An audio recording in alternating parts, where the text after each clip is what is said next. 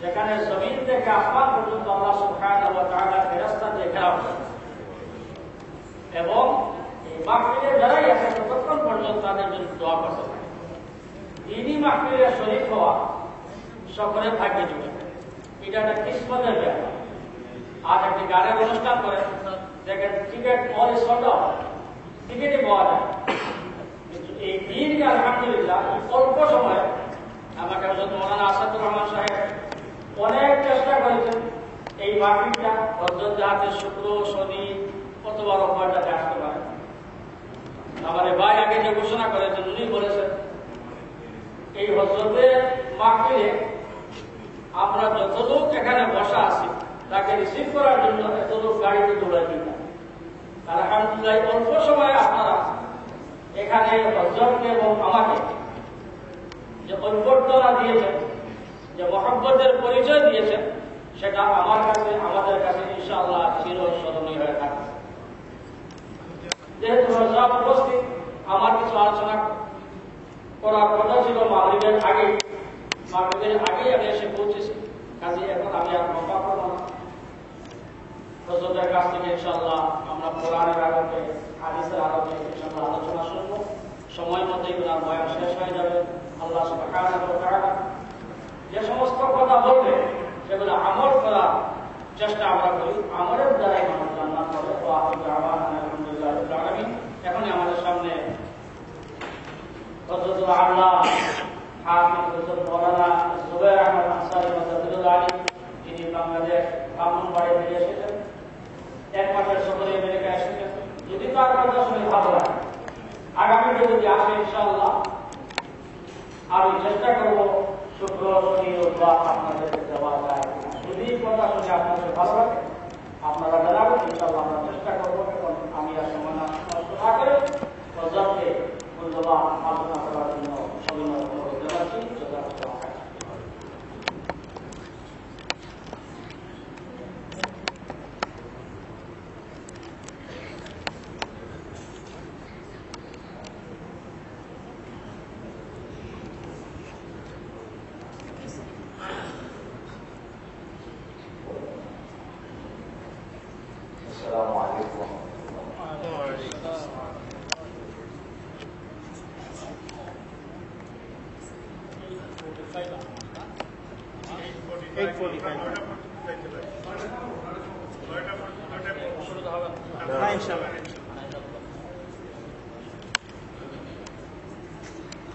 الحمد لله نحمده ونستعينه ونستغفره ونؤمن به ونتوكل عليه ونعوذ بالله من شرور أنفسنا ومن سيئات أعمالنا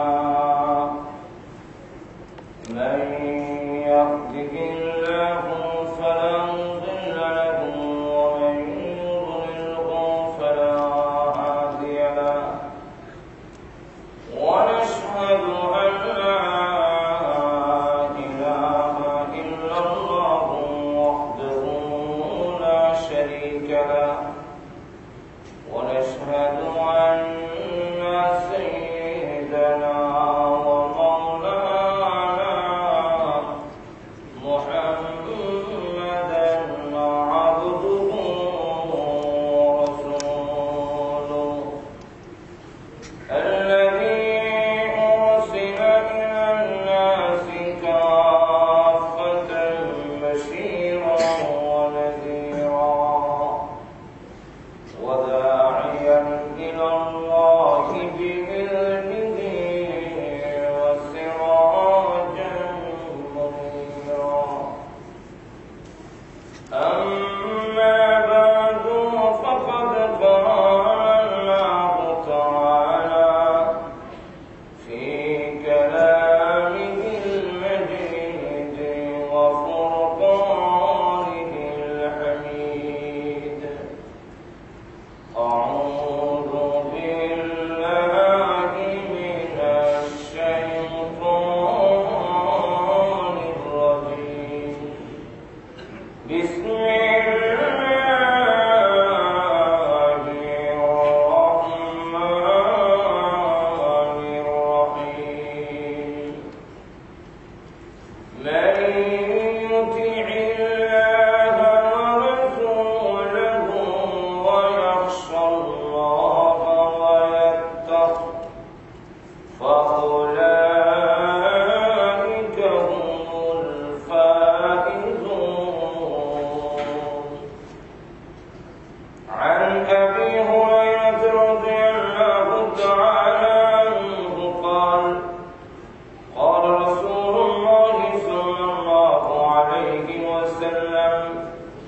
لا يؤمن أحدكم حتى يكون هواه تبعا لما جئت به صدق الله العظيم وصدق رسوله النبي الكريم ونحن على ذلك من الشاهدين والشاكرين والحمد لله رب العالمين صلى الله على سيدنا وعلى آله وأصحابه وسلم صلى الله على سيدنا ومولانا محمد وعلى آله وأصحابه وسلم উপস্থিত সমবেত প্রাণপ্রিয় মুসলমান ভাইরা, পর্দা অন্তরালে অবস্থানরত অত্যন্ত শ্রদ্ধেয় মহাপুরেরা, সর্বপ্রথমেই মহান আল্লাহ পাকের দরবারে অসংখ্য অগণিত শুকর আদায় করছি, যিনি অত্যন্ত দয়া করে শত কর্ম ব্যস্ততা থাকার পরেও কোরআন হাদিসের আলোচনা শোনার জন্য পৃথিবীর শ্রেষ্ঠ স্থান মসজিদে আমাদেরকে বসার তৌফিক দিয়েছেন।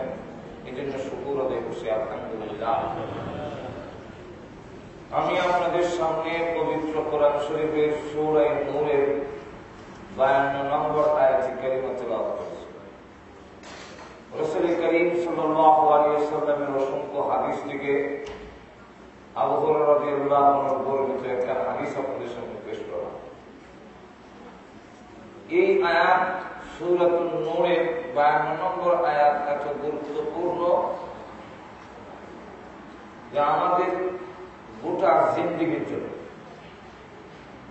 দিক নির্দেশনার জন্য এই একটি আয়াতই যথেষ্ট। কোরআন শরীফের এই আয়াত শোনার পরে এক খ্রিস্টান খলিফাতুল মুসলিমিন হযরত উমর রাদিয়াল্লাহু আনহুর সামনে দাঁড়িয়ে গিয়ে কালিমা পড়ে মুসলমান হয়ে জিজ্ঞাসা করলো, তুমি মুসলমান হলে কেন? ইসলামের কোন জিনিসটা তোমাকে এইভাবে আকর্ষণ করলো যার ফলে তুমি মুসলমান হতে এসেছো? সে বলে, আমি জেলখানায় ছিলাম, আমার সাথে আরেক মুসলমান জেলে ছিল। ওই মুসলমান যখন কোরআন তেলাওয়াত করতো আমি শুনতাম। সূরা নূরের 52 নম্বর আয়াত শোনার পরে আমার উপলব্ধি হয়েছে যে এই আয়াত যে কিতাবের, এই কিতাব সত্য, এর ধর্ম সত্য, তাই আমি কালিমা পড়ে মুসলমান। কারণ তার সমকক্ষ কোন আয়াত আসমানে কোন কিতাবে আমি শুনি। এই আয়াতের মধ্যে মাত্র 60টা শর্ত দিয়েছেন, পুরুষ হোক আর নারী হোক। আমার কথা বলেন কিনা জানেন না, বুঝলেন কিনা? অসুবিধা। এই আয়াতের মধ্যে মাত্র 60টা শর্ত দিয়েছেন আল্লাহ। এই 4 শর্ত যে মেনে চলবে তার পুরস্কার কি, তার প্রতিদান কি, তার বিনিময় কি, তাও আয়াতের মধ্যে আল্লাহ ঘোষণা করেছে। 4 শর্ত কি কি এটা বলবো পরে। আগে কি বিনিময়, কি প্রতিদান আমরা পাবো, এটা জানতে পারলেই তখন কর্মসূচি পালন করার একটা স্পিরিট, একটা আগ্রহ সৃষ্টি হয়। মানুষ যতক্ষণ পর্যন্ত কি পাবে এটা না জানতে পারে ততক্ষণ পর্যন্ত কোন কর্মসূচি পালন করতে আগ্রহ সৃষ্টি হয় না। আমরা কি বলে আল্লাহ রাব্বুল আলামিন এই আয়াতের মধ্যে 60টা শর্ত মানলে আমরা কি পাবো, পুরস্কার কি, প্রতিদান কি, তার যাজা বিনিময় কি, তার শেষে উল্লেখ করে দিয়েছেন। তাই আমি প্রথম থেকে শুরু না করে শেষে আগে প্রতিদানটা কি জানেন? আল্লাহ পাক বলেন, মান ইউতি'িল্লাহ ওয়া রাসূলাহু ওয়া ইয়াখশাল্লাহ ওয়া ইয়াত্তাক ফাউলাইকা হুমুল ফাইজুন। আল্লাহ পাক এক কথায় তার বিনিময় পুরস্কার ঘোষণা দিয়েছেন, যারা এই 4 শর্ত মানবে তারা কামিয়াব, সাকসেসফুল বুঝেন তো। এখন এই যে সংক্ষেপ কথাটা সাকসেসফুল, কামিয়াব, সে সফল। এখন সফলতা কাকে বলে, সাকসেসফুল কাকে বলে, এটা আগে বোঝার দরকার। কি বলে? আমরা মনে করি বিশাল একটা বাড়ির মালিক হলে, খুব দামি গাড়ির মালিক হলে, আমার ছেলে যদি ভালো জায়গায় সেট করতে পারি, মেয়েও যদি ডাক্তার হয়ে যায়, আমরা মনে মনে ভাবি যে আমার জীবন সফল থাকি। এর নাম কি সাকসেসফুল? সফলতা কাকে বলে, সাকসেসফুল কাকে বলে, আগে সেটা বোঝার দরকার। বিস্তারিত আলোচনা করার যেহেতু সময় কম, এক কথায় মুফাসসিরিনে কেরামরা, তাফসীর কারকরা 3টা শর্ত দিচ্ছে। এই 3 জিনিস যার জীবনে পাওয়া যাবে তার জীবন সফল। কটা জিনিস? আর দুগুলো বলেন কি কি? 1 নম্বর হলো যাদের জীবনে কোনো টেনশন, চিন্তা নেই, এই লোকের লাইফ জীবন সাকসেস। আমার সব থেকে রয়ে পৃথিবীর কেউ কি আছে যে যার কোনো টেনশন নাই? আছে তো? তাহলে বলেন অমুককে।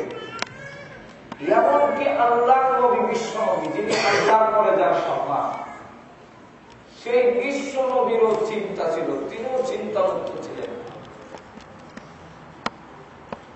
হযরত আবু বকর সিদ্দিক রাদিয়াল্লাহু আনহু রাসূলকে একদিন জিজ্ঞাসা করলেন, আর শিবটা, ইয়া রাসূলুল্লাহ, আপনি কি বুড়ো হয়ে গেছেন? আপনার দাড়ি এবং মাথা মোবারকে 20 কানা চুল যে সাদা হয়ে গেল, রাসূলের ইন্তেকালের আগে দাড়ি এবং মাথা মোবারকে মিলে 20 কানা চুল মোবারক মাত্র সাদা হয়েছে।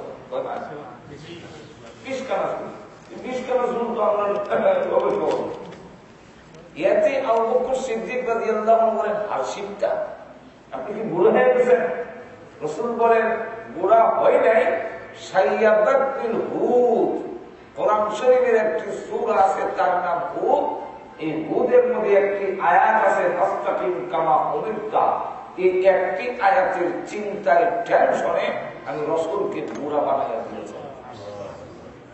তাহলে এতে কি বোঝা যায়? ওনারও চিন্তা, বলেন চিন্তা ছিল, আল্লাহ রাসূলের চিন্তা ছিল। আমরা মনে করি ওলি গাউস কুতুব যারা হয়ে গেছে তাদের মনে হয় কোনো চিন্তা নাই, ওনারও চিন্তা, টেনশন আমাদের চাইতে আরো বেশি। আর তোদের বলেন আরো বেশি। হাসান বসরি রাহমাতুল্লাহর নাম শুনছেন? তোদের হানা থাকবেন, কারণ আমরা তো বাংলাদেশ থেকে এসেছি, আপনারা বুঝেন কিনা ইংরেজি মানুষ একটা মনে হয় সন্তোষতা। অপরদিকে আমরা বাংলাদেশে তো বিশাল মাহফিল, 50,000 লক্ষ লোকের সমাবেশ থাকে, সেখানে পড়ার জন্য যে একটা স্পিরিট থাকে, এটা তো এখানে সহজে আসে না। এখন যদি আবার আপনারা একবার নীরব হয়ে যান, তো আর জবান দিয়ে কিছু হ্যাঁ না করেন তো বুঝবো যে আপনারা বুঝতে থাকেন। তো আমি আপনাদের কাছে জানতে চাই, হাসান বসরির নাম শুনছেন তো?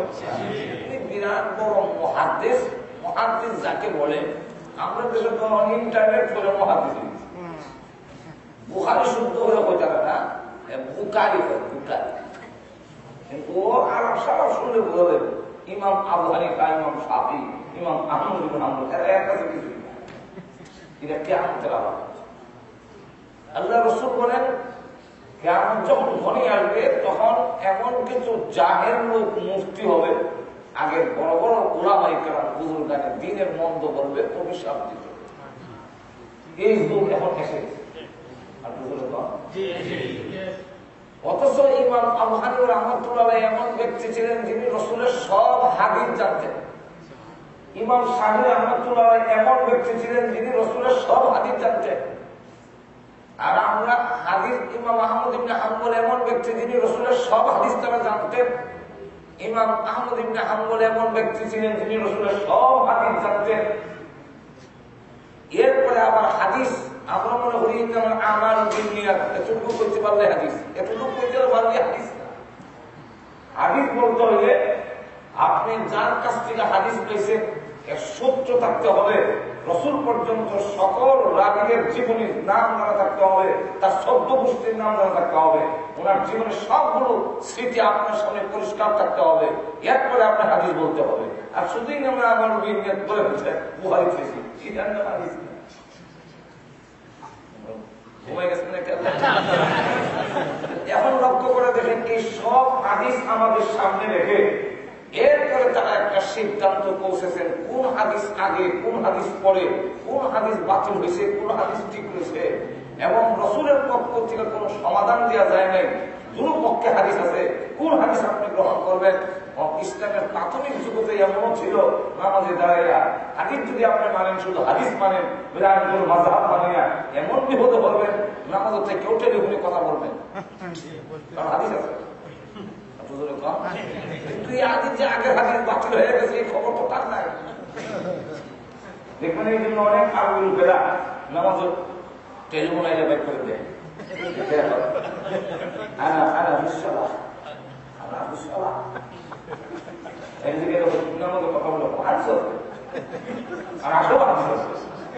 ইসলামের প্রাথমিক যুগে হাদিস ছিল, সাহাবাই কারণে আমাদের নিয়োগ দেন দেয়া, এরপরে দাঁড়াইলে দিকে কয় টাকা তুলছে, উনি বলছেন 2 টাকা তুলছে।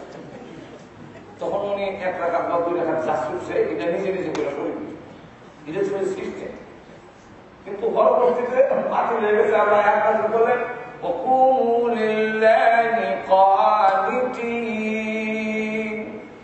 আল্লাহর সামনে তোমরা অনুগত হয়ে দাঁড়াও, চুপ হয়ে দাঁড়াও, কথা বলবে না। এই আয়াত নাযিল হওয়ার পরে কথা বলা নিষিদ্ধ হয়ে গেছে। তাহলে এখন লক্ষ্য করে দেখেন উনারা উনাদেরকে মানতে এখন যুগে রাজি আছে। অথচ ইংল্যান্ডও দেখলাম, আপনাদের দেশেও দেখলাম, ইংল্যান্ডে টমটম, আপনারা এই দেশের জিপিএস আছে কয়েকটা রাস্তা এটা চিনে না চিনার কারণে এটাকে অ্যাড্রেসটা দিতে হয়, দিলে আপনি কার বাড়িতে যাবেন, কত নম্বরে যাবেন, এটা আপনাকে চালাই নেবে আর আপনি তাকে অনুসরণ করে করে যাবেন। ঠিক না? লেফট লাইন, রাইট লাইন, সামনে রাউন্ড অ্যাবাউট আছে, ফার্স্ট এক্সিট। ঠিক না? তো আমি যখন 10 বছর ধরে লন্ডন আসতেছি, প্রথম দেখলাম তাদের বড় একটা ম্যাপ ছিল, ওই ম্যাপ দেখে যারা লেখাপড়া জানে ম্যাপ সামনে বইটা রাখলো, দেখতে রাস্তা ঠিক গাড়ি চালাবো না ম্যাপ দেখবো, তাও 500 জানলে এটা বুঝে না, তো বুঝে না। এখন কিছু কিছু মেধাবী লোকেরা ম্যাপটাকে সামনে রেখে গোটা রাস্তাগুলো একত্রিত করে একটা জিপিএস তৈরি করে দিল, আর আপনি এটাকে অনুসরণ করে সহজে জায়গা পৌঁছতে পারেন। ঠিক তেমনি রসুলের সমস্ত হাদিসকে সামনে রেখে ইমামরা সবগুলো তৈরি করে জান্নাতে কোন রাস্তা যাইবা সেই রাস্তা বাছাইয়া দিয়েছেন।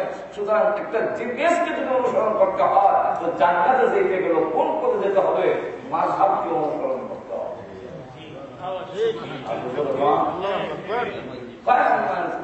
হাদিস আছে, হাদিস তো সবই আছে, হাদিস কোনটা করবে? রসুল তো দাঁড়ায় পেশাব করছেন, হাদিস আছে, আপনি কি দাঁড়ায় দাঁড়ায় করবেন? রসুল একবার দাঁড়ায় করে দেখাই দিছে, রসুলের আদর দাঁড়ায় পেশাব করে না, রসুল দাঁড়ায় পেশাব করে রসুলের সুন্নাত নয়, রসুলের তরিকা নয়। কিন্তু কোন মানুষ যদি কোমরের মানে সমস্যা হয় বা এর মধ্যে কোনো সমস্যা হয়, বসতে পারে না, এমন জায়গায় যদি যান যেখানে বসার কোনো সুবিধা নাই, বসলে কাপড় সময় সব ভরে যাবে, এমন পরিস্থিতি যদি হয় আপনি কি করবেন? সেই পথটা রসুল বাঁচাই রেখেছেন, জীবনে একবার দাঁড়ায় পেশাব। যাক, এখন ওইগুলো আমার বলার টাইম নেই, সময় নেই। এখন সামনের দিকে আসেন। এইভাবে ইমাম যে হাসান বসরি বিরাট বড় মহাদিস, লক্ষ লক্ষ হাদিস ওনার মুখস্থ, উনি বিরাট বড় আবার ফখী, বিরাট বড় একজন আল্লাহর ওলি। সেই হাসান বসরি রহমতুল্লাহ আলাইহি আরেকজনের নাম শুনছেন কিনা, মহিলার মধ্যে রাবিয়া বসরি শুনছেন? উনি একদিন গেলেন উস্তাদের কাছে, যাওয়ার পরে গিয়ে দেখেন হাসান বসরি রহমতুল্লাহ ওনার নামাজের মুসল্লা পানির উপরে বিছাইয়া নামাজ।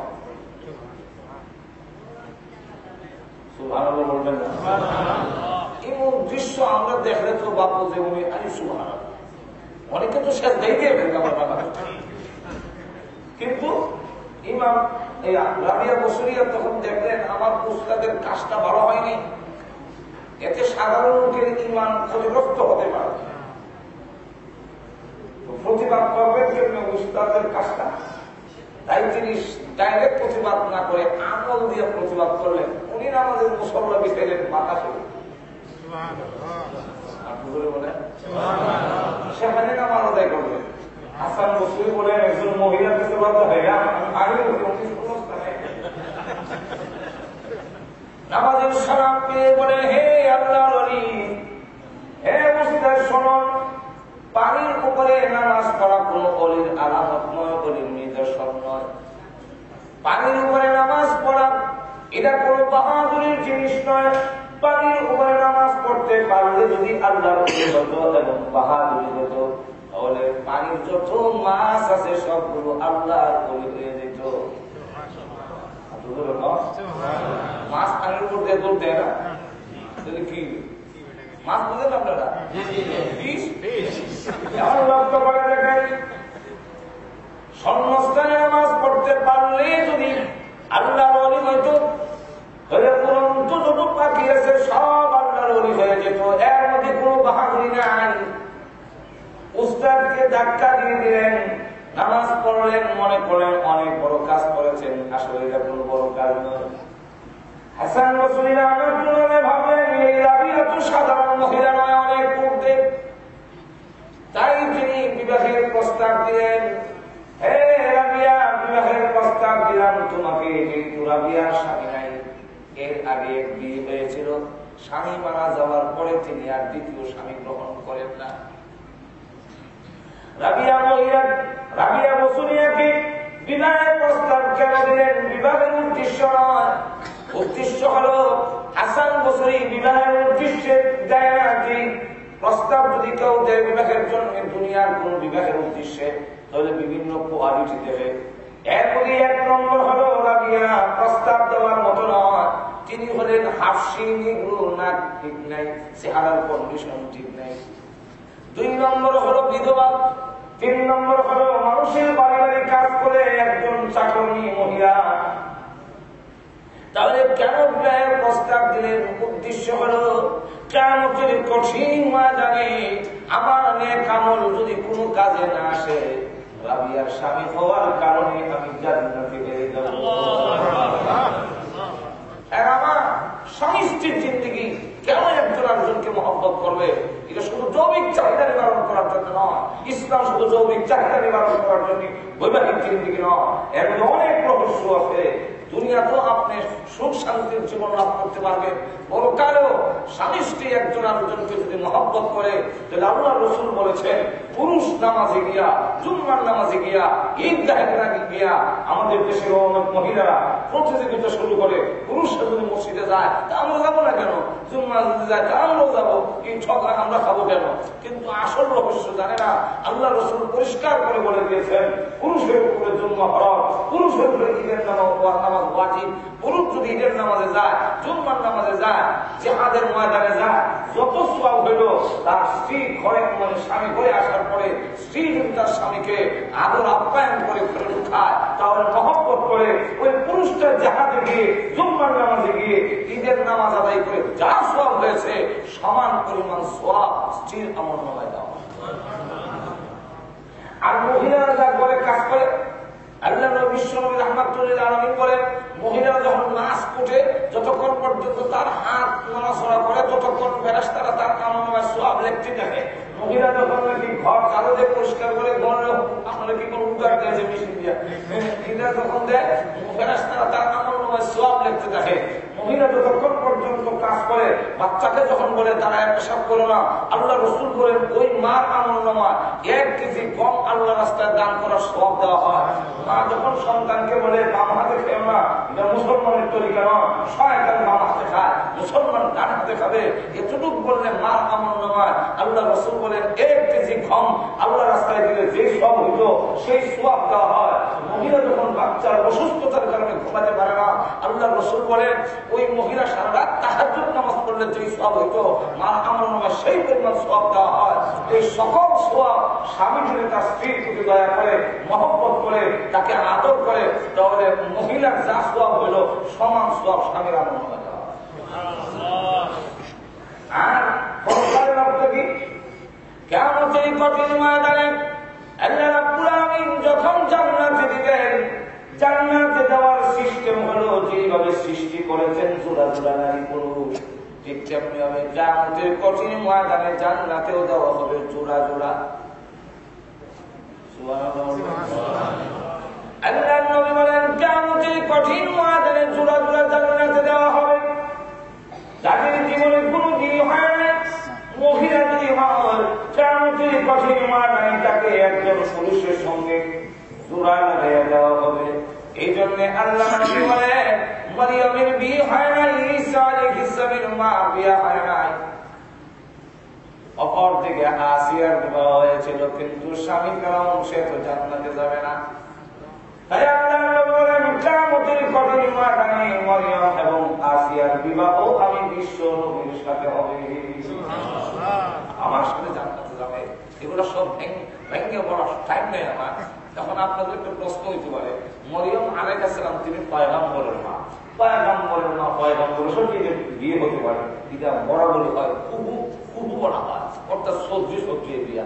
সবজির বিয়া হলে তাহলে কমসে কম বুয়া কিনা এটা একটু চাষ ঠিক না? যদি এখন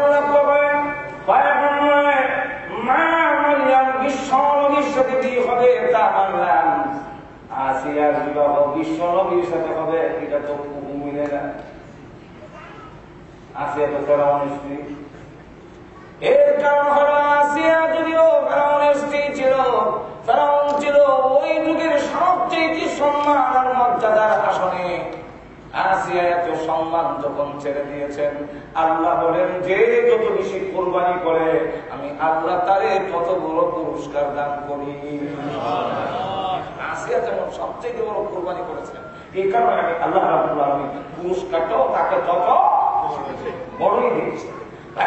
লক্ষ্য করে দেখুন, ওই কিয়ামতের কঠিন ময়দানে যদি কোন স্ত্রী জান্নাতি হয়ে যায়, স্বামীর আমলনামায় যদি এত নেকি না হয়, জান্নাতের উপযুক্ত না হয়, স্ত্রীকে টিকিট দিয়ে বলবেন তুমি জান্নাতে যাও, কিন্তু আপনার মহব্বতের স্ত্রী যদি হয়ে থাকে সে বলবে আমি জান্নাতে যাব না, টিকিট ফেরত নিয়ে নাও। আল্লাহ রাব্বুল আলামিনের বিধান হলো আল্লাহ যাকে টিকিট দিবেন এই টিকিট ক্যান্সেল হবে না। আল্লাহ কোন টিকিট ক্যান্সেল করবেন না। আল্লাহর বিধান হইল কারো টিকিট দিলে তিনি ফেরত নিবেন না, ফেরত দিবেন না। এটা শুধু লোকের কাম দিয়া ফেরত। তাই কিয়ামতের কঠিন ময়দানে যখন বলা হবে প্রভু আমি জান্নাতে যাব না, টিকিট ফেরত নাও, আল্লাহ রাব্বুল আলামিন বলবেন কেন যাবে না? আল্লাহ জোড়া জোড়া জান্নাতে দেওয়ার সিস্টেম, আমার স্বামী কোথায়, তাকে জান্নাতে না দিলে আমি একা যাবো কিভাবে? আল্লাহ রাব্বুল আলামিন বলবেন তোমার স্বামী তো জান্নাতের উপযুক্ত হয় নাই, তুমি যাও। মহিলা তখন ডাকতে বলবে আমি একা যাব না, টিকিটটা ফেরত নিয়ে নাও। আল্লাহ বলবেন ফেরত নেওয়ার আমার বিধান নাই, আমি ফেরত নেই না, আরেকটা দিতে পারি। আওয়াজ দিয়ে বলে আমি জান্নাতের টিকিট ফেরত নেই না, বরং দিতে পারি, দেওয়ার আমার ক্ষমতা আছে, ফেরত আমি নেই না। ইশারা দিয়ে দিলেন টিকিট আরেকটা ফেরত দেব না, দিতে পারি, তাহলে তুমি তোমার স্বামীর জন্য টিকিট আরেকটা আমার কাছে চাইলে হয়। এমনি ডাকতে বলবেন আল্লাহ তাহলে দিতে পারো তখন আমার স্বামীর আরেকটা। আল্লাহ তখন ডাকতে বলবেন মহিলা গো যাও তোমার দরখাস্ত মঞ্জুর করে তোমার স্বামীকেও আরেকটা জান্নাতের টিকিট দিয়ে দিলাম। ঠিক তেমনি ভাবে কেন স্বামীকে মহব্বত করবে? খালি দুনিয়ার যৌলিক চাহিদা পূরণ করার জন্য নয়। আমার স্বামী নামাজি, আমার স্বামী নেতা, সুতরাং তাকে মহব্বত করবে। বড় কালে যখন আটকা করে যাবো, এমন যদি হয় যে এই নেট আমলে আমি জান্নাতের উপযুক্ত হতে পারি না, কিন্তু স্বামী যদি জান্নাতি হয় তখন ডাকতে বলবে আল্লাহ আমি ওকে জান্নাতে যাবো না, আমার স্ত্রী কোথায়? আল্লাহ রাব্বুল আলামিন বলবেন যাও টিকিট নিয়ে যাও, জান্নাতে যাও, তোমার ওয়াইফ এত উপযুক্ত হয়েছে না, যাও আল্লাহ আমি যাবো, টিকিট ফেরত নিয়ে নাও। আল্লাহ বলেন আমি নিব না, আরেকটা দিতে পারি, তাহলে আল্লাহ আমার টিকিট দিয়ে দাও। আল্লাহ বলবেন যাও তোমার দরখাস্ত মঞ্জুর। তো হাসান বসরি ভাবতেছেন আমার কোন আমল যদি এত বড় আমলদার ইমানদার হওয়ার পরেও, এত বড় মুহাদ্দিস আর মুফাসসির এবং ফকিহ হওয়ার পরেও বলতেছেন আমার কোন আমল যদি কিয়ামতের মাঠে কাজে না লাগে, তো রাবিয়ার স্বামী হওয়ার কারণে তার আমলে হয়তো আমিও পরকালে মুক্তি পেতে পারি। তাই তিনি বললেন বিয়ার প্রস্তাব দিলেন। রাবিয়া বসরিয়া বলেন, হুজুর এত বড় স্বামী, এত উপযুক্ত স্বামী পাওয়ার পরেও যদি গ্রহণ না করি, তাহলে এর চাইতে ভালো স্বামী আমার বিয়ে আজকে হয়েছে, আজকে। তবে তবে কি তবে 60টা চিন্তায় আমার ঘুম আসে না। আপনারা কটা চিন্তায় ঘুম আসে না? এই চিন্তাটা দূর করে দেন। মাঝে মাঝে লক্ষ্য করে দেখেন, গুরুত্ব আপনার করতে পারে, কিন্তু এখন যদি আমার গুরু সংখ্যাটা খুশি এখন লক্ষ্য করে দেখেন যে এই পরিস্থিতিতে যে রাবিয়া বসরি বলেন যে আমার 60টা চিন্তায় ঘুম আসে না, সেখানে স্বামী নিয়ে আমি আনন্দ করবো কিভাবে, চিন্তাটা আমার দূর করবে। তোমার আমার কি চিন্তা? 1 নম্বর চিন্তা হলো আমার মরণটা ইমানের সাথে হবে। এই চিন্তাকে আমার আছে বলবো কিভাবে? আছে আছে বলবো কিভাবে? তাহলে তো আমাদের অবস্থা পরিবর্তন হইবে। বাস্তবে আসলে আমরা ইমান নিয়ে যেতে পারবো কি পারবো না, এই ভয় আমাদের ভিতরে নাই। বলেন ইমান নিয়ে মরতে পারবো কি পারবো না, এই চিন্তায় আমার ঘুম আসে না। সারাদিন কাজকর্ম করার পরে আমি যখন রাত্রে ঘুমাইতে যাই, ঘুম আসে না। তিনি তখন রেখে বলেন চক্ষুকে, জাগনা হাইটু জাগলে আপনা কি ছায়া চলে, আসো তুম সুয়া রহেগি খাকি ছায়া চলে। এর চক্ষু ঘুমাস না, যতদিন আকাশের নিচে জমিনের উপরে থাকবি ঘুমাস না। খবরে যাওয়ার পরে আমার ঘুমাবি 40,000 বছরের ভিতরে তোর কেউ ঘুম ভাঙতে আসবে না। আর কি বলেন শুনেন, এক চক্ষু ঘুমাসকে তুমি যাকে ভালোবাসো সে তো ঘুমায়। কাকে ভালোবাসো? আওয়াজ দিয়ে বলেন কাকে? আল্লাহ ঘুমা, আল্লাহ ঘুমায় না, তুমি আল্লাহকে ভালোবাসো, তুমি ঘুমাবে, এটা ভালোবাসার দাবি। আমাদের বাংলাদেশে দেখছি কোন কাজকর্ম মহিলার থাকলে রাত গভীর হয়ে গেছে, ঘুমাতে পারছে না। আপনার দেখা যায় মানে স্বামী ও মহব্বতের খুব স্বামী, তুমিও একটা চেয়ার নিয়ে ওয়াইফের কাছে বসা, তো ওয়াইফ বলছে আপনি ঘুমান, আমি কাম করে ঘুমাবো। তুমি না ঘুমাই না,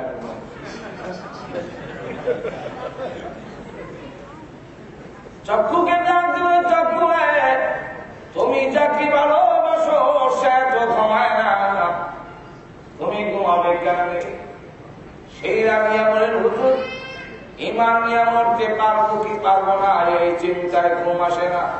মৃত্যুর গাঠি বড় কঠিন গাঠি, মরণের সময় ইমান নিয়ে যাওয়া বড় কঠিন হবে। আল্লাহ নবী বলেন, আবু যর গিফারি, ইয়া আবা যাররিন জাদ্দিদিস সাফিনাতা ওয়া ইন্নাল বাহরা আমিব ওয়া কাসসিরিস সাদা ওয়া ইন্নাস সাফরা বাঈদ। এরা আবু যর গিফারি ইমানের নৌকা মজবুত করে বাঁধলো।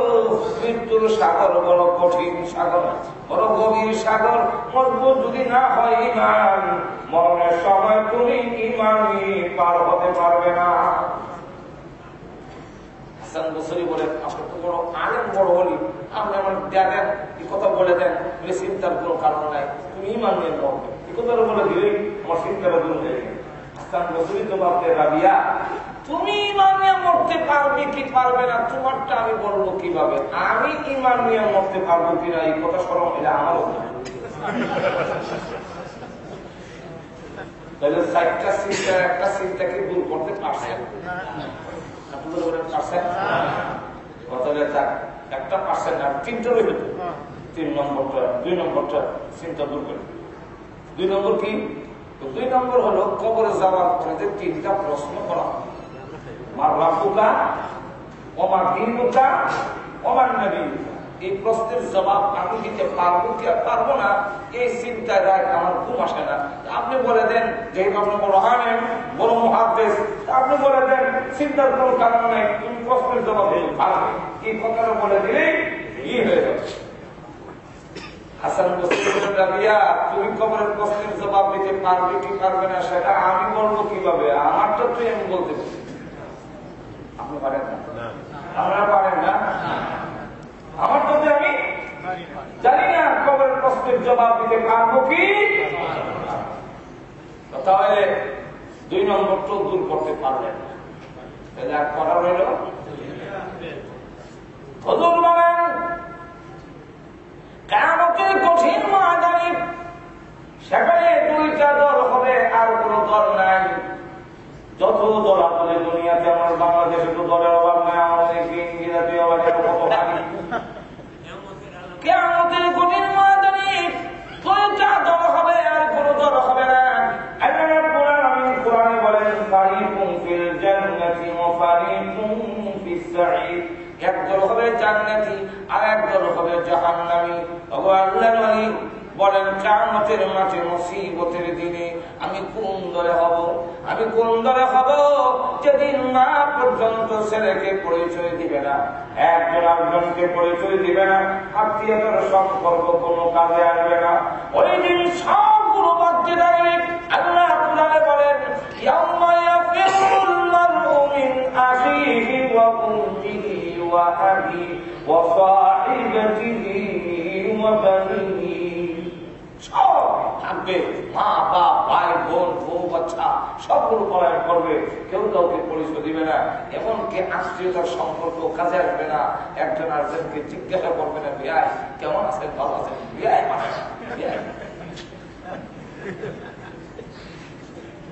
আল্লাহ কোরআনে বলে, ফালা আনসাবা বাইনাহুম ইয়াওমাইযিন ওয়া লা ইয়াতাসাআলুন।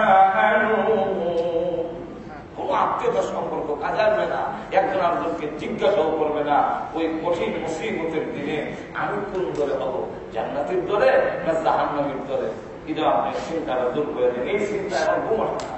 হাসান বসরি বলেন, রাবিয়া কিয়ামতের মাঠে তুমি কোন দলে হবে তোমারটা বলবো দূরের কথা, আমি যে কোন দলে হব এই চিন্তা আমারও লাগছে না। আর কটা আছে? আর একটা চিন্তা দূর করতে পারলে বিয়ে, একটা। আগামী মনে মনে একটু পারবেন না। 4 নম্বরটা হলো কিয়ামতের মাঠ থেকে পাড়ি দিয়া একটা ব্রিজ অতিক্রম করতে হবে, যার নাম সুল সিরাত। শুনছেন না? এটা সুল থেকে আরো চিকন আর খোর থেকে আরো ধার, আমাবস্যা রাত্রি থেকে জায়গা আরো অন্ধকার। 30,000 বছরের রাস্তা, সোজা উঠতে হবে 10,000 বছর রাস্তা, এরপরে আবার সমান 10,000 বছর রাস্তা, নিচের দিকে ডাউন 10,000 বছর রাস্তা, নিচে জাহান্নামের আগুন। এটা পাড়ি দিয়ে কি যেতে পারবো না নিচে পড়ে যাবো? এটা চিন্তায় ঘুম আসে না, চিন্তাটা আপনি দূর করে দেন। হাসান বসরি বলেন, রাবিয়া তুমি পার হতে পারবে কিনা এটা আমি বলবো কিভাবে? আমি পারবো কিনা এই চিন্তাটা আমার আমার বাংলাদেশের বন্ধ হইলে হয়তো বলতো এটা চিন্তা করার কথা না, এখন আমি এইভাবে কথা বলার কোন নিয়ম। আপনার কোন প্রশ্ন থাকলে আপনার পরে বলেছেন, ওয়াজের মাঝখানে কথা বলে নিয়ম। এমন লক্ষ্য করে দেখেন, কিয়ামতের কঠিন ময়দানে যখন ওই বলছে কোনটা পার হতে পারবো কিনা এটা হাসান বসরি বলে আমিও বলতে পারি, তখন বলেন, হুজুর 60টা চিন্তার একটাও চিন্তা আপনি দূর করতে পারেননি। অত বিয়া হবে কি হবে না আপনি জানেন না।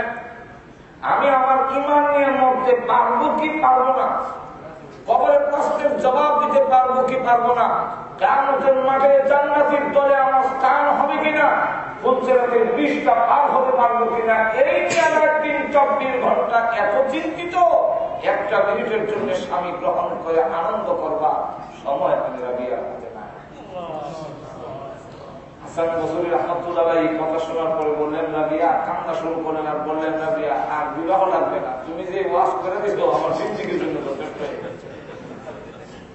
আপনি আমি যদি এই 4টা কথা ভালো করে চিন্তা করি, তো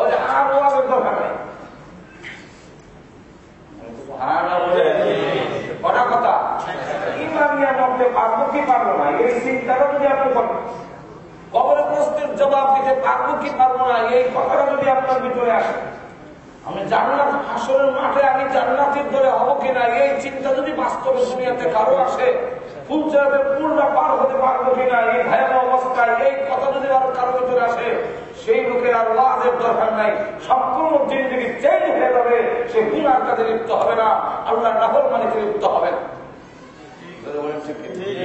এতক্ষণ বোঝানোর উদ্দেশ্য হইল, কিন্তু বোঝা গেল আল্লাহওয়ালাদেরও চিন্তা। তাহলে সাকসেসফুল জিন্দিগির জন্য প্রথম নম্বর যে শর্ত, টেনশন থাকতে পারবে না। তাহলে পৃথিবীর কোন মানুষ ওই টেনশন থেকে মুক্ত নাই। কেন এক। 2 নম্বর হইল মুহাসসিনে কেরামরা বলেন সাকসেসফুল ওই লোক বলতে পারে আমার লাইফ সাকসেসফুল, কোন লোক যার কোন ভয় নেই, কোন ভয়ভীতি নাই। পৃথিবীর প্রত্যেকটা মানুষের কোন না কোন একটা ভয়ভীতি ভয়ভীতি আছে। তাহলে ঈদও ভাইলাম না দুনিয়ার জীবনে। 3 নম্বরটা হইল মুহাসসিনে কেরামরা বলেন ওই লোক বলতে পারে আমার জীবন সাকসেসফুল, আমার লাইফ, যার মনে যা চায় তা। পৃথিবীর এমন কোন মানুষ আছে কি যে মনে যা চায় তাই পাওয়া যায়? বলেন আপনার মনে যা চায় তা পায় না। মনে কি চায়? মনে তো অনেক কিছু চায়, 3টাকে প্রধান দোষ। কটা? আর তুই বলেন কয়টা? 3টা। কি কি? 1 নম্বর হইল কোন মানুষ বুড়া হইতে চায় না। বুড়া হইতে চায় না যে এর একটা প্রমাণ হইল আমরা দাঁড়িয়ে দাঁড়িয়ে না রাখার আর কোন কারণ আমি তালাশ করে হয় না। একটা কারণ হয় যে দাঁড়িয়ে রাখলে আমার বুড়া হয়েছে, আর কোনো কারণ। যাই হোক, মানুষ বুড়া হইতে চায় না, কিন্তু এক করে বরন্ত দেখি বুড়া হওয়াকে আটকায় রাখা যায়। আচ্ছা করে বলেন আমরা বাংলাদেশের প্রেসিডেন্ট পুরুষ না মহিলা? মহিলা। বাংলাদেশের প্রেসিডেন্ট কি মহিলা? প্রধানমন্ত্রী মহিলা না।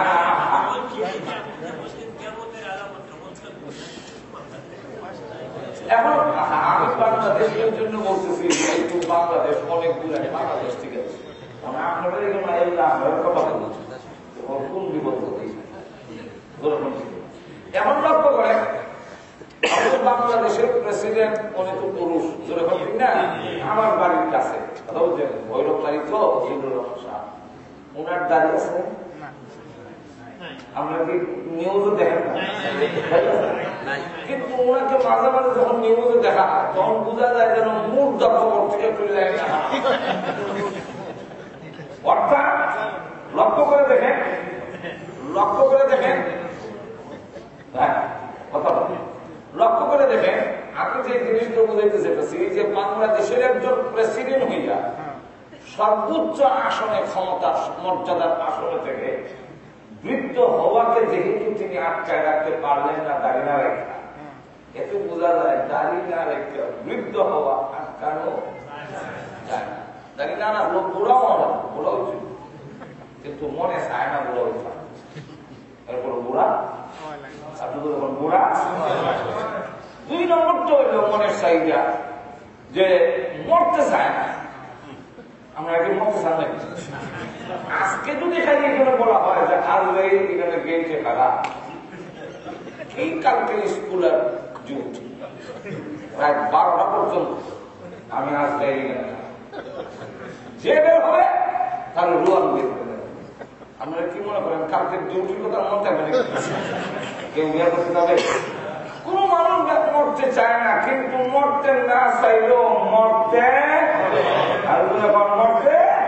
হবে। মরণ থেকে কেউ বেঁচে থাকতে পারে না, চাই না, কিন্তু এর হলো মরণ লাগে। 3 নম্বর চাহিদাটা হইল এটা মহিলার না পুরুষের। মহিলা আর পুরুষের চাহিদা ভিন্ন। মহিলার পুরুষের গঠন ভিন্ন, চাহিদা ভিন্ন, রুচি ভিন্ন। সব ভাঙ্গা এখন অনেক টাইম আমার নাই। মোট কত পুরুষের চাহিদা কি? পুরুষের একটা চাহিদা হইল ডেইলি একটা বিয়ে করতে সে বেশি খুশি। 80 বছরের বুড়া দাদারও যদি কই দাদা গাড়ি তো নাই একটা বিয়া করে দেয় দাদা, তখন 80 দিয়া আমার ডাক দিয়ে কাছে লাগতে পারি না, টানা দিয়া কাছে বোঝা যায় আমার প্রস্তাবে খুশি হয়েছে।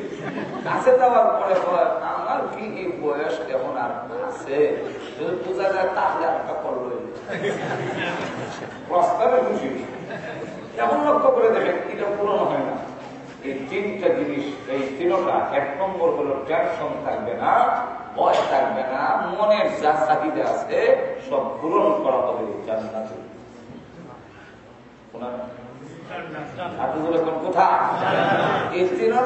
দুনিয়াতে হয় না, তাহলে দুনিয়ার কারো জীবনও সাকসেসফুল না।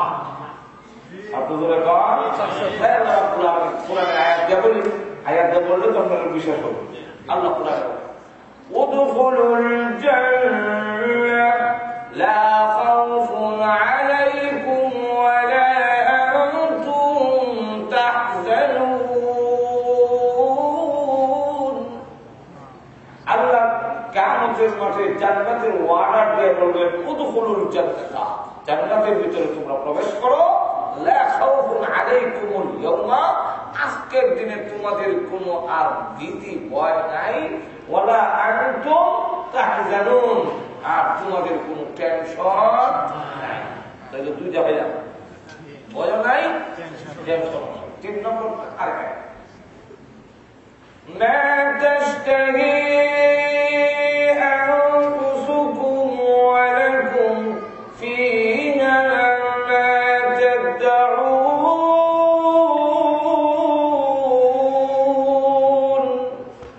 আল্লাহ রাব্বুল আলামিন কোরআনে বলে মা তাশতাহি আনফুসুকুম, তোমাদের মনের যা চাহিদা আছে সকল আজকে পূরণ করা হবে। মনের চাহিদাটা কি ছিল? প্রথম নম্বর হলো আমরা বৃদ্ধ বুড়া হতে চাই নাই। অসুবিধা আপনাদের কি হতে চাই নাই? বুড়া হতে চাই নাই। জান্নাতে যখন দেওয়া হবে, বুড়া বুড়ি জান্নাতে নেওয়াই হবে না, বুড়া বুড়ি জান্নাতে যাবে না। আপনারা এখন বলছেন কি বলতে আল্লাহ রসুল বলে আমার কথা না, বুঝি বলে বুড়া আর কারো এই 2 জাতি জান্নাতে নেওয়া হবে না। এর কারণ হলো যে জান্নাতে নেওয়ার সময় বুড়া আর বুড়া থাকবে না, 33 বছরের যুবক বানাইয়া জান্নাতে নেওয়া হবে। বছরের যুবক, 33 বছর। মহিলারা হবে 16 বছরের যুবতী। যত বুড়াই হোক, কিন্তু জান্নাতে যাওয়ার আগে 33 বছরের যুবক পুরুষ, নারী হবে এক বর্ণনায় 16 বছরের যুবতী, আরেক বর্ণনায় নারী পুরুষ সমান সমান বয়স হবে। সমান সমান বয়সে বডি থাকবে কিরকম? আপনার যখন একই রকম থাকবে না। আল্লাহ জান্নাতে দেওয়ার সময় প্রত্যেকটা পুরুষের বডি হবে আদম আলাইহিস সালামের মতো লম্বা, 60 হাত অথবা 60 গজ। যদি গজ হয় তাহলে 120 হাত। আর রাসূল যেহেতু বলছেন ওই যুগের হাতে যদি হয় তাহলে 60 হাত অথবা 120 হাত লম্বা হইলে বডি কত লম্বা হবে? সিনা হবে আপনার 7 হাত। চামড়ার কালার হবে ইউসুফ নবীর মতো সুন্দর, গলার কণ্ঠস্বর হবে দাউদ নবীর মতো সুন্দর, চরিত্র হবে বিশ্ব নবীর মতো সুন্দর। আল্লাহ জান্নাতে দিয়া বলবেন এখন 1 নম্বর বুড়া হয়ে যাবে। মনের চাহিদা কি? বুড়া হইতে চাও নাই, আর বুড়া হবে। 2 নম্বর তো আমরা 2 নম্বর চাহিদা মরতে চাই নাই। ঠিক জান্নাতে যাওয়ার পরে আর মরণ হবে বলেন মরণ হবে না, মরণ নাই। আল্লাহ রাব্বুল আলামিন বলবেন জান্নাতের ভিতরে দিয়া খালিদিনা ফিহা আবাদা, অনন্তকাল পর্যন্ত জান্নাতে থাকো, আর কোনদিন মরণ নাই। হাদিস শরীফের মধ্যে আসছে জান্নাত আর জাহান্নামের মাঝখানে আরেক হাদিসের মধ্যে এসে ফুলচেরাতের গোড়া মৃত্যু নামক জিনিসটাকে তুম্বার আকার ধারণ করে আল্লাহ জবাই করে বলবেন ও জান্নাতীরা নিশ্চিন্তে থাকো, এই মরণ আর কোনদিন জান্নাতের ভিতরে ঢুকবে না। ও জাহান্নামীরা তোমরাও জেনে রাখো এই মরণ আর কোনদিন জাহান্নামে ঢুকবে না। মরণ শেষ। তাহলে 2 নম্বর তাহলে আমার মরণ। 3 নম্বর হলো মনের একটা চাহিদা ছিল ঠিক না? আল্লাহ 70 জন ভুল করে দিয়া বলবে এটা আপাতত দিলাম, আবার মুসিব বদলায়। আপনারা আবার কয়েন না জবরার বুঝে লাগাইবার একটা না, জান্নাতের জবরা থাকবে না। কারণ হলো আপনার ওয়াইফ হবে কি যে আপনার বউকে কি দেওয়া হবে। এখানে আপনার প্রশ্নের জবাব না দিলে সমস্যা হয়। সমস্যাটা হলে একটা পুরুষকে যদি 70 জন ভুল করে দেয়, একজন নারীকে 70 জন স্বামী দিবে কিনা? আমি আপনাদের কাছে জানতে চাই যে একজন মহিলাকে যদি 70 জন স্বামী দেওয়া হয়, তার সুখ করবো কিনা?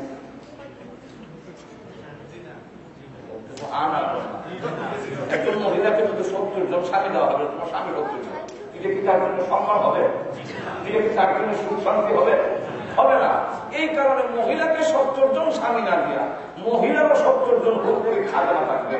শুধু তা না, তাকে 70,000 ভোর করে 70,000 গুণ ভোর করে চেয়েছে দুনিয়ার মহিলাকে আরো সুন্দর আল্লাহ বানাবে। আর জান্নাতে যাওয়ার আগে ভিতরের যত হিংসা, বিদ্বেষ, শীত আর সতীনের যে একটা হিংসা, এটা সব 60টা পরিষ্কার করে হবে। এগুলো থাকবে না, এগুলো থাকবে না, বুঝবে না। তো 70 জন ভুল করে দিবে, জান্নাতের ভিতরে যাবে। জান্নাতের ভিতরে গিয়ে দেখবে আপেল নিচের দিকে লটকানো, এক একটা আপেল হবে। আল্লাহ রাসূল বলে বড়ই হবে, বড়ই বোঝেন তো আপনার, বড়ই হবে মটকার মতো। মটকা বোঝেন কিনা জানি না, আমাদের দেশে যে বড় মটকা, মটকার মতো। মুহাদ্দিসিনে কেরাম বলেন এক একটা মটকা দুনিয়ার পাল্লা মাটকিরায় ওজন দিলে 12 মণ ওজন। আপনি আবার বলতে পারেন যে 12 মণ ওজন যদি বড়ই হয় সেটা খামো তুমি আমি নিচে হয়ে যাবে। আপনি সাইকেল টাকাতে না, আপনি এখনো সাইকেলটা বলতে হবে না। বড়ই যদি মটকা হয়, আপেল যে দাম হবে এর মধ্যে কোনো সন্দেহ। একটা আপেল ভাইরা যখন ভাঙছে দেখে এটা সুন্দরী সুরুষি উৎসী উল করি ঘুমটা দিয়া ইরামনি মুখটা পচিত কাপড় দিয়া দেখে সে বলবে সুবহানাল্লাহ, আপেলের মধ্যে মহিলা। আল্লাহ বলবেন আশ্চর্য হল না, আপেলের সাথে বহু পুরস্কার দিলাম। আপনি বলে বলল সুবহানাল্লাহ। আপনার আবার কয়েক না যে এই রকম আমরা দুনিয়াতে হয় কি ভাই একটা পাউডারের ডিব্বা কিনলো একজন মহিলার ছবি আছে, আর এটা তো মরা, এটা তো চিন্তা না। আল্লাহ বাস্তব বলেন জান্নাতের ভিতরে যখন যাবেন, ঘুরে আসার সময় আল্লাহ বলবেন এই নতুন দিলাম, জীবনে আর কোনোদিন খাসার ভিতর থেকে বের করে দেবেন না, পুরস্কার দিলাম। আল্লাহ পুরান বলেন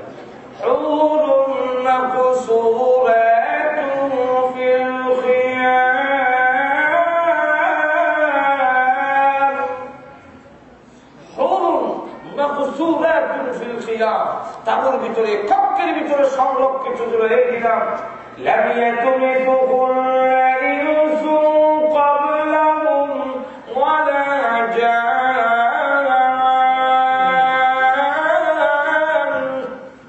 আল্লাহ বলেন কোন মানুষ কোন জিন্নার জীবনে স্পর্শ করে নাই, জীবনে সইছে না, ধরছে না, আই লাভ ইউ জীবন হইছে না। সেই জিন্দিগি হইলে হবে আর কিছু বলে এতক্ষণ কি বলে যান, সেই জিন্দিগি ভাই হবে সাকসেসফুল। আর সেই জিন্দিগি ভাই সাকসেসফুল। আল্লাহ রাব্বুল আলামিন যে বললেন এক কথা, দেখেন ব্যাখ্যা কত লম্বা। আল্লাহ সেই কথাটাই বললেন 4 শর্ত মানলে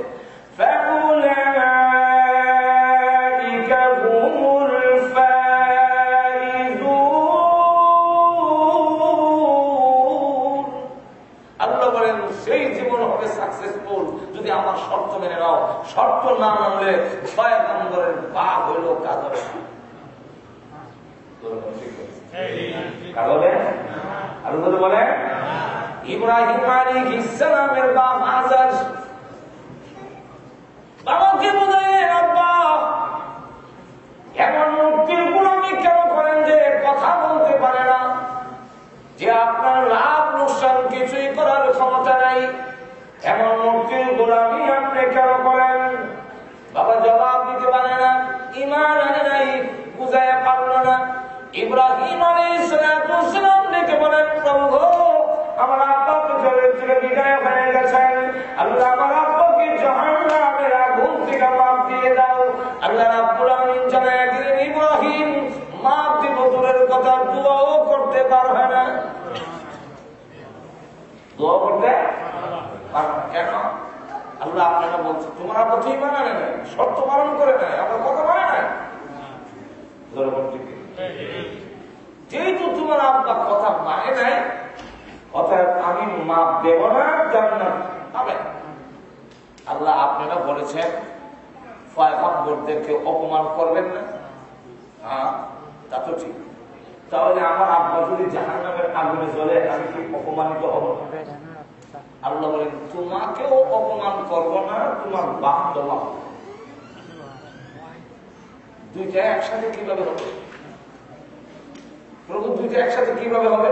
আল্লাহ বলেন এখনই দেখা দিচ্ছি, দেখো জাহান্নাম চোখের সামনে তাকে আগে একটি অদ্ভুত জানোয়ার তার জাহান্নামে করছে। প্রভু ওই যে প্রাণী জাহান্নামের আগুনে জ্বলে, কোন প্রাণী তো জাহান্নামে জ্বলার কথা না। আল্লাহ ডাকতে বলেন ইব্রাহিম এটাই হলো তোমার আব্বা আজম। আল্লাহ তাহলে সূরত পরিবর্তন হয়ে গেছে কেন? চেনা যায় না কেন? আল্লাহ রাব্বুল আলামিন বলেন ইব্রাহিম আমি তোমাকে অপমান যাতে না হও, তোমার ইজ্জত সম্মান রক্ষার জন্য কেউ যদি ইব্রাহিমের আব্বা চিনে আমার ইব্রাহিম নবীকে স্মরণ দিতে না পারে, তাই আমি আল্লাহ তোমার বাবার সূরত পরিবর্তন করে দিয়েছি। মাপ পাইতে হলে পূর্ব শর্ত হল ইমান।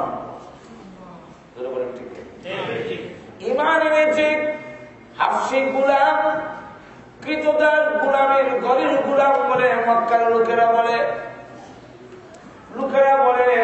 কালো কাউয়া বলে আখ্যায়িত করে বিলালকে। হযরত বিলাল রাদিয়াল্লাহু আনহু যদিও হাফসি কৃতদার গুলাম, তার চেহারার কন্ডিশন ভালো না, চামড়ার কালার ভালো না, গুলাম নিচু শ্রেণীর, কিন্তু ঈমান আনার কারণে আল্লাহ রাব্বুল আলামিন বিলাল রাদিয়াল্লাহু আনহু কোথায় নিয়ে পৌঁছালেন। নবীজি ডাকলেন বিলাল, মনে পূর্ণ হলো না। ওরে বিলাল তুমি কিন্তু ঘাবড়াও না, মক্কার লোকেরা তোমাকে গোলামের ঘরের গোলাম বলে। এক দেশ থেকে আরেক দেশে গিয়ে বাড়ি বানাইলে সিলেটের কোন এলাকায় বা বৈতল, কোন এলাকায় পায় বুঝি, আর আমাদের ব্রাহ্মণ বেরোন বাসায় বলে বাদাই না। আমার মক্কার লোকেরা নাকি বৈতলে ঘরে বৈতল ভালোই না বলেন বাদাই না। বিলালের কি দাম আছে? আল্লাহ নবী ডাকতেন বিলাল কেন রাখো কিয়ামতের কঠিন ময়দানে যখন আল্লাহ রাব্বুল আলামিন আমাকে বললেন জান্নাতের গেটটা খুলে দেওয়ার জন্য, কারণ জান্নাতের চাবি আমি বিশ্ব নবীর হাতে থাকবে, ততক্ষণ পর্যন্ত আমি জান্নাতের গেট না খুলবো কোন পয়গম্বর জান্নাতে ঢুকতে পারবে না। জান্নাতের গেট আমি খুলতে হবে, আমি উদ্বোধন করবো সর্বপ্রথম। আল্লাহ রাব্বুল আলামিন বলবেন নবী গো সব নবীরা জান্নাতের গেটে, আমি জান্নাতের গেটটা খুলে দেন। নবীজি বলেন না, আমার উম্মতের চূড়ান্ত ফয়সালা না শুনি না জান্নাতের দিকে আমি যাব না, আমাকে শুনেন আমার উম্মতের কি ফয়সালা হবে। আল্লাহ রাব্বুল আলামিন যখন লাজা বললেন নবীজি আমি না ওয়াদা দিয়েছি ওয়ালা সাওফা ইউতিকা রাব্বুকা ফাতারদা, আপনাকে আমি আল্লাহ সন্তুষ্ট করবো, অসন্তুষ্ট করবো না। নবীজি আপনি যতক্ষণ পর্যন্ত খুশি না হবেন ততক্ষণ পর্যন্ত আপনার উম্মতকে আমি আল্লাহ মাফ দিতেই থাকবো। আল্লাহ নবী বলেন বিলাল কিয়ামতের কঠিন ময়দানে আমাকে নেওয়ার জন্য একটা উট আনা হবে, উটের রং হলো সবুজ, পাগুলো উটের রং কি সবুজ হয় দুনিয়াতে? উটের পাগুলো হলো হাড্ডি মাংস রক্তের দ্বারা তৈরি। নবীজি বলেন ওই উট হবে ইয়াকুত জবরদস্ত পাথরের তৈরি, তার পাগুলো আমি যখন উঠে আরোহণ করব তখন দেখা হবে নবী গো আপনার কালা বিলাল কই? কালো বিলালকে আহ্বান করা হবে ওই দিন, কেন? আমার উটের লাগাম ধরার জন্য। অনেক বিলাল যদি নিচে দেখে আজান দিতে থাকবে, উটের লাগাম ধরে আজান দিতে থাকলে আমার ডান পাশে থাকবে আবু বকর, বাম পাশে থাকবে ওমর। এই অবস্থায় আল্লাহর তৈরি জান্নাতে কিয়ামতের ময়দানে বিলাল তুমি আমি বিশ্ব নবীর সাথে জান্নাতে ঢুকবে। আল্লাহ রাব্বুল আলামিনের কাছে এগুলো কোনো বৈষম্য নাই। উনি পয়গম্বরের আব্বা, উনি পয়গম্বরের ছেলে, এই কারণে তাকে জান্নাত দিয়ে দিবে সেই সদর আল্লাহর কাছে নাই। আর সে কিছু সিরিফ আল্লাহ বলেন আমার কাছে সব ক্ষমা, কারণ সকলের সত্তা হলেন আমি আল্লাহ। কে সকলের মানুষকে আল্লাহর কাছে, ইসলামের কাছে। এই জন্য কালো ভালো গরিব আর ধনী এর মধ্যে কোনো পার্থক্য নাই। আল্লাহ রাব্বুল আলামিন বলেন সেই জিনিসটা জান্নাতের জিন্দেগি পেতে হলে পুরুষ হোক আর নারী হোক ৬০টা শর্ত মেনবা। অতক্ষণ বুঝছেন কিন্তু বিস্তারিত আর অনেক টাইম নেই। এখন ৪ শর্ত তো বুঝতে হবে যে ৪ শর্ত মানলে পুরস্কার হইল সাকসেসফুল লাইফ। আর সাকসেসফুল লাইফের অর্থ হইল জান্নাতের জিন্দেগি ভ্যালু হবে সাকসেস। দুনিয়ার জীবন সাকসেসফুল না। আপনি যদি মরে যাবেন তখন দেখবেন আপনার ঘর নাই, বাড়ি নাই, কিছুই নাই, সব দেখবেন স্বপ্নের মতো বিলীন হয়ে গেছে। যদি এই দালান গুলা বিশাল মালিক আপনাদের এখানে খুব সুন্দর সুন্দর খুব বাড়ি ঘর দেখাইল, আমাদের আমার এক ভাই নিয়ে সফর করে দেয় দেখাইলেও বড় এগুলার আকর্ষণ সত্যিকার আল্লাহ হয় না। আমরা দেখলে মনে মনে আমরা তো আকর্ষণ বেশি, এখানে দেখলে মনে হয় কিলোমিটার বাড়ি সত্যিকার আল্লাহ এর কোন বাহাদুরি নেই। কাসেম নানতুবি রহমতুল্লাহ সামনে যদি ইয়াকুব নানতুবি রহমতুল্লাহ একজন আছে আমাদের মধ্যে দেখুন দর্শক করে কটা দোটা আপনার মালিক ৩টা আমি পাইছিলাম ৬০টা, আমি খাইছি ৩০ বছর হয়েছে, ৩০ বছরের ভিতরে ৬০টা এই দুনিয়ার গল নিয়ে আর দুনিয়ার জ্বালান কোটা নিয়ে খুব গল্প করা আর খুব আত্মগরিমা করা। উনি বলেন এত সুইফাররা পায়খানা রয়ে যদি কয় একটা জায়গায় তুই কত টুকরি জমা এবার আমি ৬০ টুকরি জমা আমি দুনিয়া সম্পূর্ণ এই দুনিয়ার জীবনটা সম্পূর্ণ ধোঁকা। যত বুক বিলাসের সামান দেখেন সব ধোঁকা। আল্লাহ রাব্বুল আলামিন বলেন ওয়ামা আল হায়াতুদ দুনিয়া ইল্লা মাতাউল গুরুর।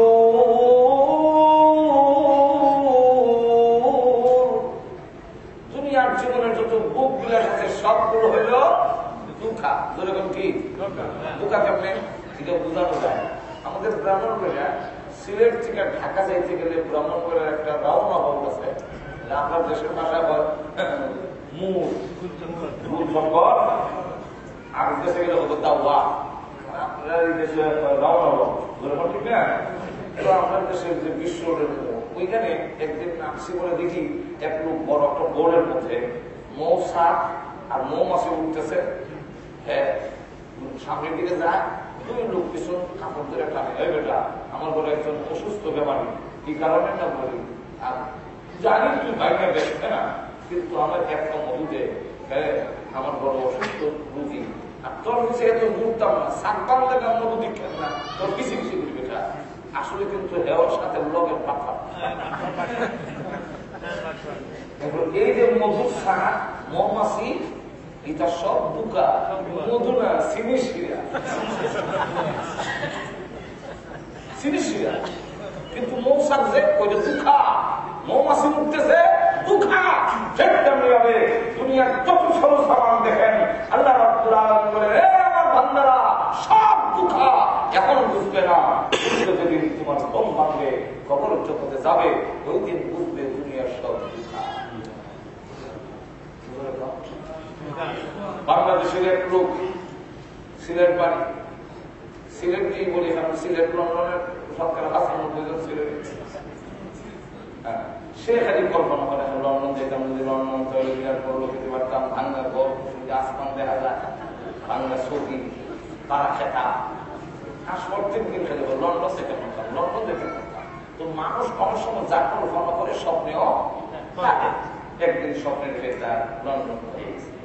লন্ডন পৌঁছে হয়েছে বাংলাদেশের টাকায় মাসে 2 লাখ টাকা বাড়িতে টাকা বাড়ি গেছে, আর 200 বিঘা জমি আছে, 200 বিঘা। বাস্তবে না স্বপ্নে? এখন আপনারা সিটি দেখতে বলেন আপনার আর জায়গা ধরে রাখবেন না, আমি আইসা একটা বাড়ি করবো, এরপরে দেখবো। এখন 200 বিঘা জমি হয়েছে, বাড়ি থেকে 5 তলা ভবনের সঙ্গে একটা বাড়ি করলো কমপ্লিট, লন্ডনে বাড়ি নাম করছে। একটা গাড়ি কিনছে কুকটা, বক্স খাট বানাইছে, জাজির বানাইছে, ফুল বালিশ। এখন বাড়ি হইলো, গাড়ি হইলো, 200 বিঘা জায়গা হইলো, একটা ভালো বিয়া করে ভালো দেখতে বিয়ে করছে। বাড়ি আছে, গাড়ি আছে, কেন না দিব? বিয়ে করছে, স্বপ্নে দেখে তার ছেলে দিচ্ছে। আমার এই ছেলে আমার হাঁটতেছে আব্বা আব্বু দেখে, স্বপ্নে, বাস্তবে না।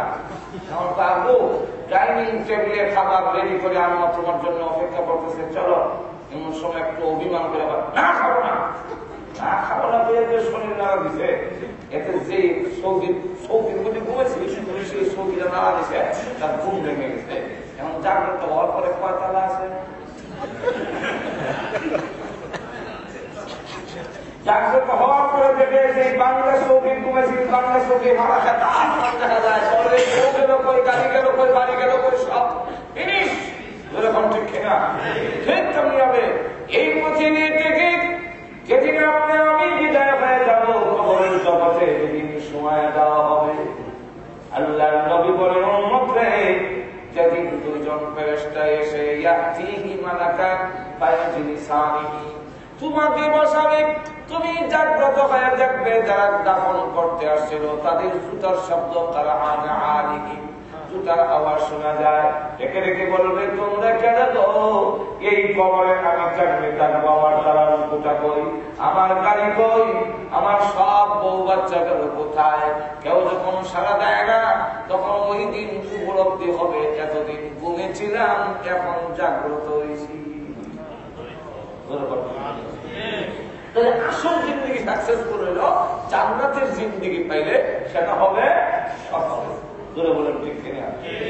এখন চলে সেই জিন্দগি পাইতে হইলে শর্ত কয়টা মনে আছে? না কয়টা শর্ত? 4টা শর্ত। 4টা শর্ত সংক্ষেপে সংক্ষেপে বলে দেই, বিস্তারিত তো পাওয়া সম্ভব না। শোনার ইচ্ছা আছে না আপনারা? সেই 4 শর্ত কি? নারী হোক আর পুরুষ হোক, 4 শর্ত মেনে নিলে সেই পরকালের জিন্দগি পাওয়া যাবে, যেখানে জান্নাতি জিন্দগি কমের পক্ষে আল্লাহ যে বাড়ি আমাদের দিলে সেই বাড়ির আয়তন হল ছোটটা এই পৃথিবীর 10টা পৃথিবীর সমান। কটা পৃথিবীর সমান? এর থেকে ছোট নাই। আর বড়রা যে কত বড় এটার হিসাব আপনাদের সন্ধানে সম্ভব নয়। সবচেয়ে বড় বেহেশতের নাম হল জান্নাতুল ফিরদাউস। জান্নাতুল ফিরদাউস, জান্নাতুল ফিরদাউস সবচেয়ে বড়, সম্মানের দিক থেকেও বড়, আয়াতনের দিক থেকেও বড়। জান্নাতুল ফিরদাউস, জান্নাত আছে কোথায়? জান্নাত আছে আসমানের উপরে আল্লাহর আরশের নিচে। তবে জান্নাতুল ফিরদাউস যে জান্নাতটা, এটা ডাইরেক্ট আল্লাহর আরশের বরাবর নিচে যে বেহেশত, এটার নাম হলো জান্নাতুল ফিরদাউস। তো আল্লাহর আরশের নিচে যে জান্নাত হবে, এটার সম্মান বেশি না কম? সম্মানের দিক থেকেও জান্নাতুল ফিরদাউস সম্মানী, আয়াতের দিক থেকে এত বড়। জিবরাইল আলাইহিস সালাম রাসূলের সামনে একদিন আসলেন, এসে ব্যাখ্যা দিতেছেন, ইয়া রাসূলুল্লাহ 2টা ব্যাখ্যা আপনার সামনে আসতে বলে, 2টা মাজিদ, মাজিদ জিন দিয়া না যা দিয়া, জিন দিয়া মাজিদের অর্থ একটা, আর যা দিয়া মাজিদের অর্থ একটা। জিন দিয়া মাজিদ তুলে এর অর্থ হয় সম্মানিত, আর যা দিয়া মাজিদ এর অর্থ হলো খুব লম্বা, খুব বড়, বড়কে মাজিদ বলা হয়। তো 2টা মাজিদের বর্ণনা আপনাকে এখন দিতে আসছি। একটা হলো ইয়াউমুল মাজিদ, আর একটা হলো ময়দানুল মাজিদ। ইয়াউমুল মাজিদ হইল দুনিয়াতে আমরা জুমাবারে আমরা বলি ইয়াউমুল জুমা, আর আল্লাহর কাছে এই দিনটা হলো ইয়াউমুল মাজিদ। অর্থাৎ এই দিনে বান্দা বান্দির এত দোয়া কবুল হয়, আর কোনদিন এত দোয়া আল্লাহর দরবারে বেশি দোয়া কবুল হয় জুমার। আরেকটা হলো ময়দানে মাজিদ। অগণমিজি জান্নাতুল ফিরদাউসের ভিতরে একটি মাঠ আছে যার নাম মাজিদ। এই মাঠ কত বড় আমি জিবরাইল আপনার সামনে তুলে ধরতে চাই যে আল্লাহ রাব্বুল আলামিন আমাকে সৃষ্টি করেছেন খুব বিশাল আকৃতি দিয়ে। সমস্ত নবীরা জিবরাইলের পূর্ণ আকৃতি দেখেন নাই, শুধু আমাদের নবী জিবরাইলের পূর্ণ আকৃতি দেখছেন 2 বার। সর্বমোট আমাদের নবীর সাথে জিবরাইলের দেখা হয়েছে তাফসীরে আহকামুল কুরআনে আল্লামা আবু বকর জাসসাস রাহমাতুল্লাহ আলাইহি লেখেন রাসূলের সাথে জিবরাইলের দেখা হয়েছে 24,000 বার। কিন্তু এর মধ্যে মাত্র 2 বার পূর্ণ আকৃতি দেখছেন, একবার হেরা পর্বতের গুহায়, আরেকবার দেখছেন মেরাজের রাত্রিতে সিদরাতুল মুনতাহা। মুসলিম শরীফের হাদিসের মধ্যে উল্লেখ করছেন আল্লাহ রাসূল বলেন যে জিবরাইলের মাথা থেকে পা পর্যন্ত আমাকে যখন দেখানো হলো, আমি দেখি তার এই আদর থেকে নিচটা 7 তবক জমিনের নিচে, উপরটা 7 আকাশের উপরে, আর দেহের মধ্যে 600 নূরের পাখা লাগানো। এক একটা পাখা এত বড়, এইভাবে প্রশস্ত করলে পৃথিবীর এক প্রান্ত থেকে আরেক প্রান্ত পর্যন্ত আগ দিয়ে লাগানো হয়। সুবহানাল্লাহ বলতে এর থেকে বড় আরো কোনো একটা পাকা নিচের দিকে নামাইলে আবার উঠাইলে যে স্পিড হয়, এতে জিবরাইল কি পরিমাণ যেতে পারে? 1000 বছরের রাস্তা যেতে পারেন একটা পাকায় নামাইয়া আবার উঠাইলে। ধরে 600 পাকা একবারে নামাইয়া টান দিলে কয় হাজার বছর যাইব। তার কি পরিমাণ স্পিড, এগুলা বরণের সময় আমার নাই, অন্য আবার সময় কিছু রাখন দরকার, ভবিষ্যতে আরো খাওয়া যায়, সব করে তো ভবিষ্যতে খাওয়ার কোনো আশা আবার কোন সময় সুযোগ যদি আমরা হায়াতের যায় নিজেকে টাকা দিলে বলবো তার কত স্পিড, এটার একটা মাপ আছে। তো জিবরাইল আলাইহিস সালাম বলেন যে 600 নূরের পাখা দিয়া আমি ওই ময়দানে মসজিদের এক মাথার থেকে আরেক মাথা যাওয়ার জন্য আমি একদিন 2 দিন না ধারাবাহিক ভাবে 70 বছর পর্যন্ত পাখা উঠাইলাম না, কিন্তু ওই মাঠের কোন কুল কিনার পাই বাড়ি হবে কমের পক্ষে 10টা পৃথিবীর সমান, উপরেরটা আর বলা হয় না, এতটুকু বড় হয়েছে। তোমাদের স্বাস্থ্য এমন হবে, পেশাব পায়খানাও থাকবে না, নাকে ইঙ্গেল থাকবে না, চোখে পুষ থাকবে না, মুখের মধ্যে কফ কাশি থাকবে না, কোনদিন অসুখ হবে না, মল মূত্র নাই, আর কোনদিন অসুখ বিসুখ নাই, স্বাস্থ্যের দিক থেকেও উন্নত মানে। তোমার 8 লক্ষ খাদেম থাকবে, শুধু খাবার এনে দিবে, তাদের সংখ্যা হবে 80,000। দুটো হাতে প্লেট থাকবে, প্রতি ওয়াক্তে তোমাকে 1,60,000 প্লেট খাবার দেওয়া হবে, আর খাবারের আইটেম থাকবে 70,000। তুমি একটার মধ্যে কিভাবে বসবে তাও আল্লাহ উল্লেখ করে দিয়েছেন যে একটার মধ্যে বসবে, আর তোমার বেগম সাহেব ওয়াইফ বসবে আরেকটা। আলাল আবা কি মুত্তাকিমুন, এলাম দিয়া বসবে। আবার স্বামী স্ত্রীর সামনাসামনি না বলে সাইডে সাইডে বললে মাথা ঘুরে দেখতে অসুবিধা, কথা বলতে একটু অসুবিধা। এই জন্য আল্লাহ বলেন মুত্তাকিনা আলাইহা মুতাকাবিলিন, সামনে সামনে বসানো হবে। আর তোমার চাকর চাকরানীরা, ছোট ছোট বাচ্চারা, ইয়াতুফু আলাইহিম বুলদানুন মুখাল্লাদুন, ছোট ছোট বাচ্চারা যারা কিশোরী থাকবে, এরা যুবক হবে না, এরা তোমাদের জন্য বিভিন্ন খাবার নিয়ে আসতে থাকবে। এইভাবে যখন খেতে থাকবে, গাছের ডালে যখন পাখি গান দিতেছে তখন দেখে বলবে ওই পাখিটার গোস্ত খেতে পারলে খুব ভালো হইতো। এমনি দেখবে পাখি মানে পাখিরা যাকে যাকে একটা বিলে নামছে, এই পাখি আমারে খান, এই আবার আমারে খান, আরেকটা ডাক দিয়ে আমারে খেয়ে দেখেন, আমি জান্নাতুল ফেরদাউসের গাছ খাইছি, আমি তুবা নামক গাছের ফল খাইছি, আমার গোস্ত খুব স্বাদ। এদিকে দেখেন এটা আমার 8 দিন ভিতরে ঝোল দেওয়া বাজি, আর এদিকে দেখেন খুব শুকনা বাজি, রোস্ট 2 রকমের হয়, একটা মধ্যে ঝোল দেয়, একটা পুইরা কোনটা আপনার খুশি হয়, এদিকে দেন একটা, সেই জিন্দিগি যদি পাও তবেই হবে তোমাদের জীবন। ঠিক না? 60টা শব্দ আসলে বাড়ায় আছে।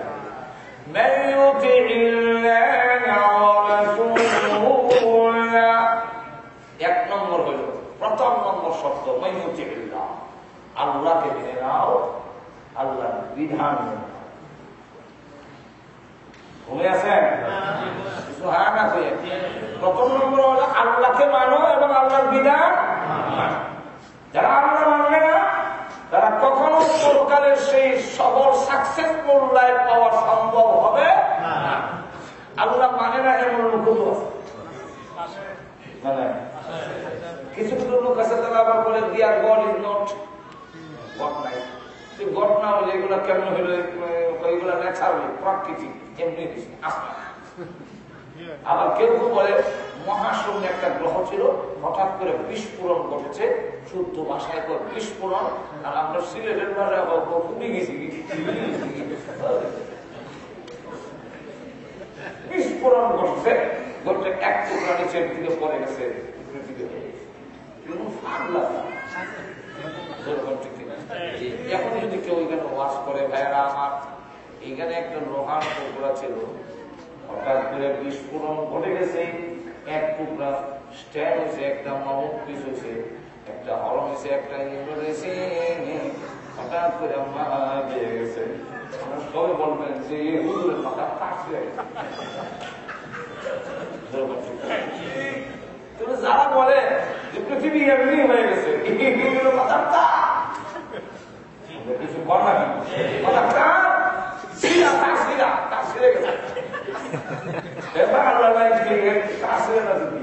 আমরা বলতে পারেন বলবো কেমনি, এই লোকগুলো তো বড় বড় শিক্ষিত লোক আছে, শিক্ষিত হইল তার সিরে।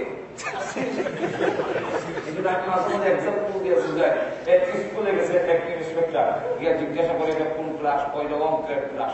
ছাত্ররা আগে আমরা স্কুলে হবার সময় ইন্সপেক্টর দিল, তো কোন ক্লাস বলে অঙ্কের ক্লাস, ও ঠিক মতো এসে তাহলে একটা অঙ্ক করতো, বলে কি অঙ্ক স্যার, বলে আমি গাড়ির থেকে নেমে তোমাদের স্কুলে আসতে আমার 15 মিনিট সময় লেগেছে, বলো দিতে আমার বয়স কত। ছেলেরা কয় যুগ বিয়োগ পূরণ বা লসাগু মশাগু যা করছিলাম কোন সাগুনাগু কাজে লাগে। সব ছেলেরা কলম রেখে বসে রয়েছে, আর এক ছেলে কলম দিয়ে আসে। কিছু ছেলেরা থাকে না বন্দি, কি লাগবে স্যার আপনার বয়সটা ভাই কতক্ষণ পর জিজ্ঞেস কি আমার বয়সটা ভাই করছো, জি স্যার কত, আপনার বয়স 60, 18 আন্দাজে লেগে গেছে। তুই যে আমার বয়সটা 60 ভাই বলে এটা কোন সূত্রে সূত্র থাকতে হবে, সূত্রটা হবে না, সূত্র আছে স্যার। বলে কি সূত্র, আমার বাড়িতে আমার এক বড় ভাই আছে, সে হইল আধা ভাবো, তার বয়স 30, আর আপনি পুরা আধা ভাবের বয়স যদি 30 হয়, পুরা ভাবের বয়স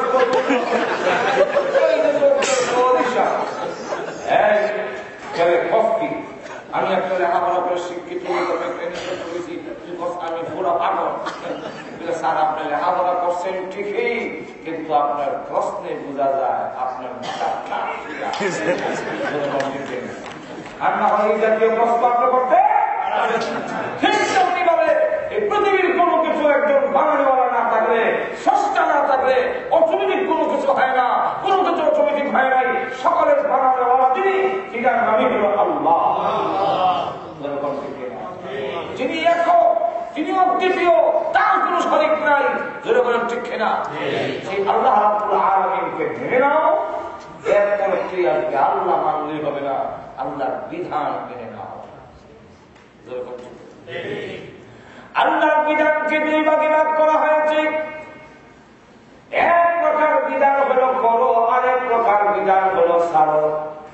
এক প্রকার বিধান হলো করো, আরেক প্রকার বিধান হলো করো না। আমরা আমার কথা বুঝেন কিনা জানি আমার সমর্থন দিয়ে। বিধান প্রথমত কয় প্রকার? দুই প্রকার, করো ছাড়ো। নামাজ রোজা হজ যাকাত করো, সুদ ঘুষ কিভাবে বিষয়। আল্লাহর নবীকে প্রশ্ন করেন, ইয়া রাসূলুল্লাহ আইয়ুল আমালি আফজালু, ও নবী ঈমান আনার পরে শ্রেষ্ঠ আমল কোনটি? আল্লাহর রাসূল এক হাদিসে বলেন as-সালাত। কোনটা? আর হুজুরে বলেন নামাজ। নামাজ সবচেয়ে ঈমান আনার পরে সবচেয়ে শ্রেষ্ঠ আমল হলো নামাজ। আর হুজুরে কন নামাজ। আল্লাহ রাব্বুল আলামিন জানায়া দিয়েছেন 5 ওয়াক্ত নামাজ আমার যে উম্মতেরা আদায়, আমার যে বান্দা আদায় করে বান্দা হোক আর বান্দি হোক, পুরুষ হোক আর নারী হোক, 5 ওয়াক্তের নামাজ যারা আদায় করবে, আল্লাহ রাব্বুল আলামিন বলেন ওই বান্দা বান্দির জিম্মাদার আমি আল্লাহ হয়ে যাই। আমাদের নবীর স্বামী পৃথিবী থেকে যেদিন বিদায় হয়ে যাবেন, উনি কাঁদতেছেন। জিবরাইল লিখে বলেন, ইয়া রাসূলুল্লাহ আপনি কাঁদছেন কেন? বন্ধুর দরবারে যাবে, কান্দে নাকি? আল্লাহর নবী বলেন, আমি আমার জন্য কান্দি না। তাহলে কার জন্য কান্দেন? আপনি কি আপনার ফাতেমার জন্য কাঁদছেন নাকি? রাসূল বলেন, না, আমি আমার ফাতেমার জন্য কান্দি না। তাহলে হাসান হোসেনের জন্য কান্দেন? নবীজি বলেন, না, হাসান হোসেনের জন্য কান্দি না। তাহলে কার জন্য কান্দেন? আল্লাহর নবী বলেন, আমি আমার গুনাহগার উম্মতের জন্য কান্দি। জিবরাইল বলেন, হুজুর আপনি আপনার উম্মতের জন্য কান্দার দরকার নাই। আপনি পৃথিবী থেকে বিদায় হয়ে গেলে আপনার উম্মতের সংবাদ আমি জিবরাইল পৌঁছাইয়ে দেব আপনার রওজাতে। রাসূল বলেন, উম্মতের সংবাদ পাবো কি পাবো না এর জন্য কান্দি না। তাহলে কেন কান্দেন? আল্লাহর নবী বলেন, জিবরাইল এতদিন আল্লাহ আমার সাথে ওয়াদায় আবদ্ধ ছিলেন, মা কানা আল্লাহু লিউআযিবাহুম ওয়া আনতা ফীহিম। ওগো নবী আপনি যেখানে আছেন আপনার সম্মানার্থে আমি আপনার উম্মত যতই অপরাধ করুক আপনার পারমিশন ছাড়া আমি গজব দিব না। আমি নবী যখন পৃথিবী থেকে বিদায় হয়ে যাব, আমার উম্মতের গুনাহে লিপ্ত হয়ে গেলে আল্লাহ যদি রাগ হয়ে আমার উম্মতকে গজব দিয়ে শেষ করে ফেলে, তাহলে আমার উম্মতের জিম্মাদার কে হবে? এই জন্য কারণে আল্লাহ তখন ডাকলেন, জিবরাইল আমার বন্ধুকে বলো একটা শর্তের সাথে তার উম্মতের জিম্মাদার আমি হইলাম। তার উম্মত যারা 5 ওয়াক্ত নামাজ আদায় করবে, আনা কাফিলুন মিনহুম, আমি স্বয়ং আল্লাহ এখন থেকে তার উম্মতের জিম্মাদার হয়ে গেলাম। 5 ওয়াক্তের নামাজ যদি আদায় করি আমরা, তাহলে স্বয়ং আল্লাহ রাব্বুল আলামিন আমাদের জিম্মাদার হয়ে যাবে। নামাজই যদি না করি, আমরা আজকে অবস্থাটা এরকম, কোন মুসলমানের উপরে যত বিপদ আপদ কেমন আয় বুঝি না, যাই না বুঝে তো কোনো অপরাধ করি না, একটাই অপরাধ, নামাজটাই করি। যেমন বোঝা যায় না আমার না করা কোনো অপরাধী। আর পড়লেও জুম্মার নামাজ কোনো 2 হাত হইলে কত 5 ওয়াক্ত নাই, 6 জুম্মা 3 জুম্মার নামাজ পড়লে 5 ওয়াক্ত না পড়লে কি হবে? আমার কথা বুঝেন না? আমাদের বাংলাদেশে ছোট মাছ ভাগা হিসাবে কত ভাই এক বেলা 100 নাও 20 টাকা এমনি বলে ঠিক আছে, অতিরিক্ত দেয় একটা। এটা আমাদের দেশের ভাষায় কর ফাও,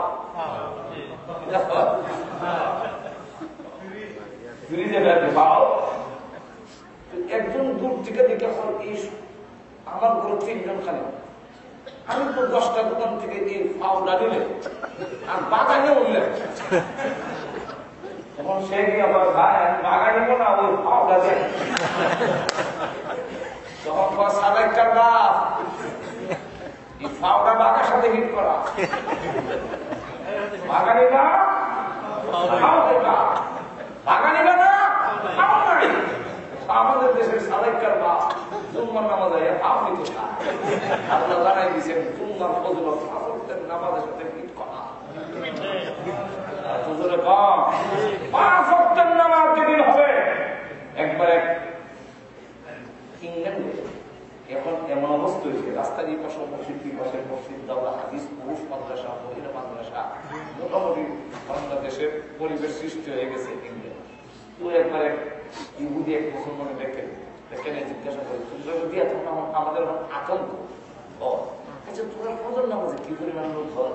50 জন, জোরের সময় 200, আসর পেলে 300, মাগরিবের সময় এরকম 300-400 লোক হয়, জুম্মার নামাজে 3-4 লোক কোনো বিপদ নেই। কিন্তু তোমরা নিয়ে যে ডর আছে আপনার ডর কেন? যে তোমরা জুম্মার নামাজে 3,000 আর ফজর নামাজে 50, এই জুম্মার নামাজে 3,000 ফজরের সময় যাই বোঝা গেলে এখনো তোমরা পুরোপুরি মুসলমান হয়েছে আমরা কোন যেদিন তোমাদের ফজরের নামাজ আর দুপুর নামাজ এক হয়ে যাবে মুসলমানকে আরো বলে বলে যাক বিস্তারিত আলোচনা করার টাইম নেই যে সে সাইডটা বলতে পারবো খালি সংখ্যাটা বলে যায়। 1 নম্বর আল্লাহ বিধান মানো, এর মধ্যে শ্রেষ্ঠ হলো নামাজ। মনে আছে তো আপনারা? আরো বলে কন আমি এবং আমার ফ্যামিলি আমার বাচ্চাগুলোকে নামাজ পড়াতে রাজি আছি ইনশাআল্লাহ। নামাজ না হলে আমি মুসলমান দাবি করার কোন যুক্তিতে? ঠিক না? আমরা নামাজ পড়বো, ঘরে নামাজ পড়ানোর চেষ্টা করবো, বাচ্চাগুলোকে নামাজ পড়াবার চেষ্টা করবো।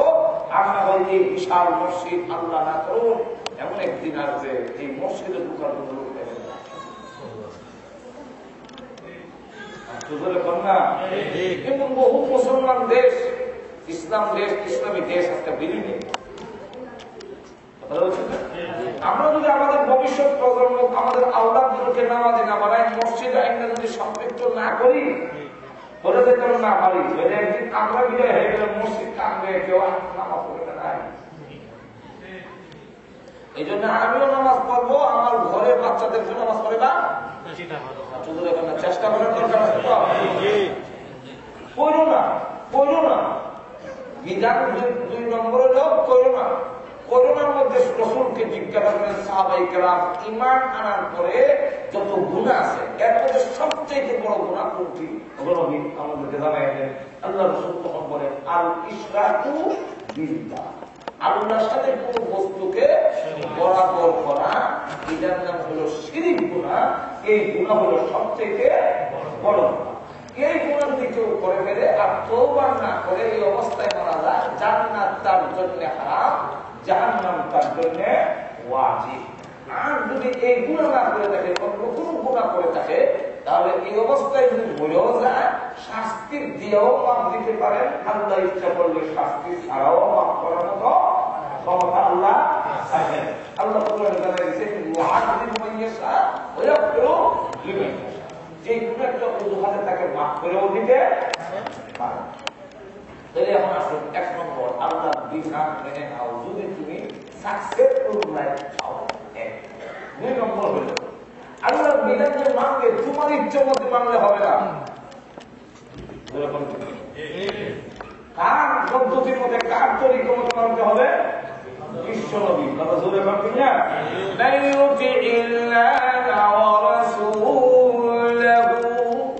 এখন রসুলের সুন্নাত যদি তুমি না মানো, ফরজ আদায় করলে আমরা অনেক সময় মনে করি কি সুন্নাত না করলেও ফরজ হয়ে যায়। যদি আপনি ফরজ নামাজ যদি পড়েন তাহলে শুধু আল্লাহ রাব্বুল আলামিনের ফরজ ডিউটি আদায় করলেন, কিন্তু কিয়ামতের মাঠে আপনি যখন বিপদগ্রস্ত হবেন তখন অবশ্যই রাসূলের সুপারিশের প্রয়োজন হবে। ঠিক না? আপনাদের এই মনের আকাঙ্ক্ষা আছে যে রাসূলের সুপারিশের আমার দরকার, আর যদি দরকার থেকে থাকে তাহলে যে যত বেশি রাসূলের সুন্নাত আদায় করবে সে কিয়ামতের মাঠে রাসূলের সুপারিশ পাবে। আর যে মনে করে সুন্নতের দরকার নাই, কেন রসুলের সুপারিশের দরকার নাই, এ যদি পারে একলা ক্ষমতা যাবে। ঠিক না? এই জন্য আল্লাহ বিশ্ব নবী রাহমাতুল্লিল আলামিনের সুন্নাত আদায় করার উদ্দেশ্য হইল যে যত বেশি সুন্নাত আদায় করবে কিয়ামতের মাঠে সে তত বেশি রসুলের সুপারিশ পাবে। তো আল্লাহ রাব্বুল আলামিন জানাই দিয়েছেন শুধু নামাজ পড়ার জন্য আমি বলছি, কিভাবে পড়তে হবে সেই নামাজ শিক্ষা দিয়েছেন আমার নবী বিশ্ব নবী রাহমাতুল্লিল আলামিন। এখন যত হাদিস আছে নামাজ সাল্লু কামা রাআইতুমুনি উসাল্লি, রাসূল বলতেন তোমরা নামাজ পড়ো আমাকে যেভাবে নামাজ পড়তে দেখেছো। আমরা তো ডাইরেক্ট দেখছি না রাসূলকে নামাজ পড়ছেন, সুতরাং তখন হাদিসের কাছে যেতে হবে। হাদিসের মধ্যে গেলে দেখা যায় রাসূল হাদিস নবীর নিচে হাত বান্ধার হাদিস আছে, নবীর কুফরে বান্ধার হাদিস আছে, আমার হাত বাঁধেন নাকি হাদিসও আছে। এখন আপনি কোনটা মানবেন? রাসূল যেমনি করছেন এমনি করবেন তো কেমনে করবেন?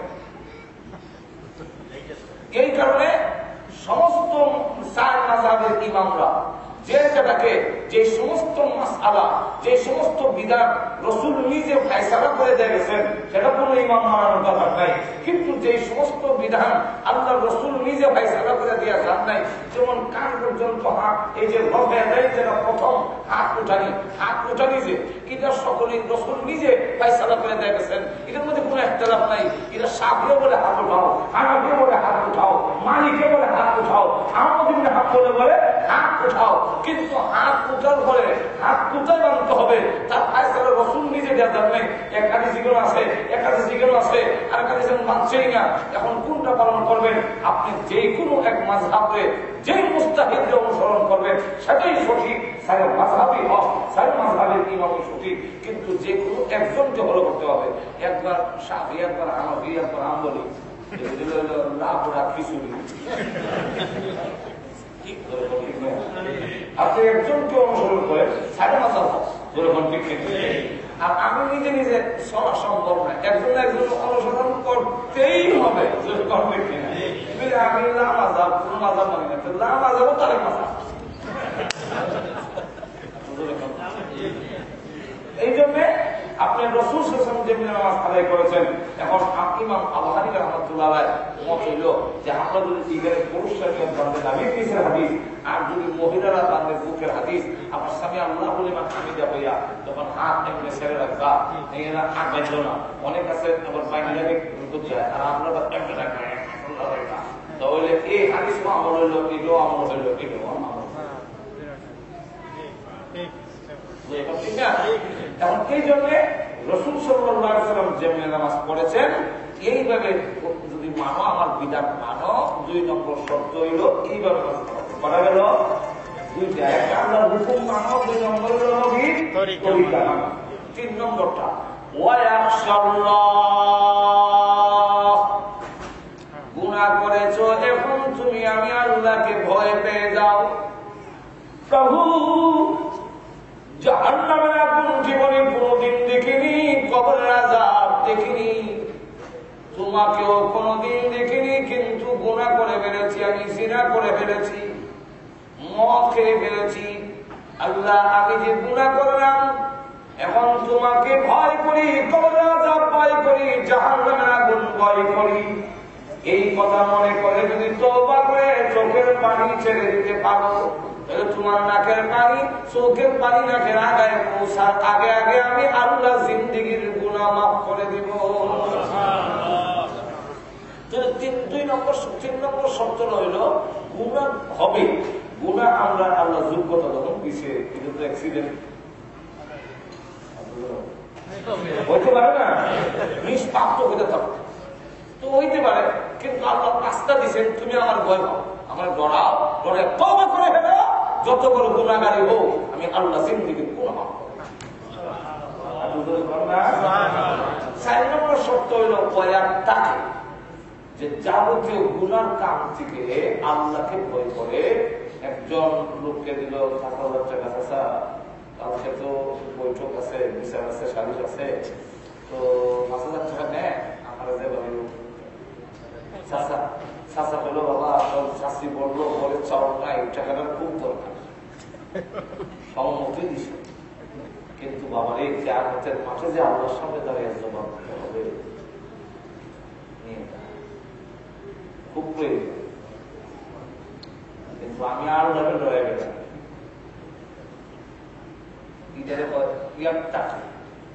কিয়ামতের মাঠে আল্লাহর সামনে দাঁড়িয়ে জবাব দিয়ে করতে হবে। এই ভয়ের কারণে গুনাহ কাম করে না, গুনাহ থেকে বাচ্চা থাকে। এটার নাম তাকওয়া। এটার নাম তাকওয়া। এক ছেলেকে আরেক মেয়ে মনে করেন একটা টেলিফোনে বললো আই লাভ ইউ, তোমার আমার খুব পছন্দ হয়, তোমার সাথে জবাব দেয় আল্লাহ, আমি আল্লাহকে ভয় করি, কিয়ামতের মাঠে আল্লাহর সামনে আমার জবাব দিতে হবে, আমি এগুলো করবো। এটার নাম হইল তাকওয়া। আল্লাহ বলেন এই 4 নম্বর শর্ত যদি পালন করে নাও, গুনার কাম থেকে বেঁচে যাবো আমি আল্লাহকে ডরাইয়া, আমি আল্লাহ ওয়াদা দিলাম জান্নাতের সকল জিনিস। আল্লাহ আমাদের সকলকে তৌফিক দান করুন। আরো জোরে বলেন আমিন। আখির দাওয়ানা اللهم صل على سيدنا مولانا محمد وعلى آله وصحبه وبارك وسلم. اللهم صل على سيدنا مولانا محمد وعلى آله وصحبه وبارك وسلم.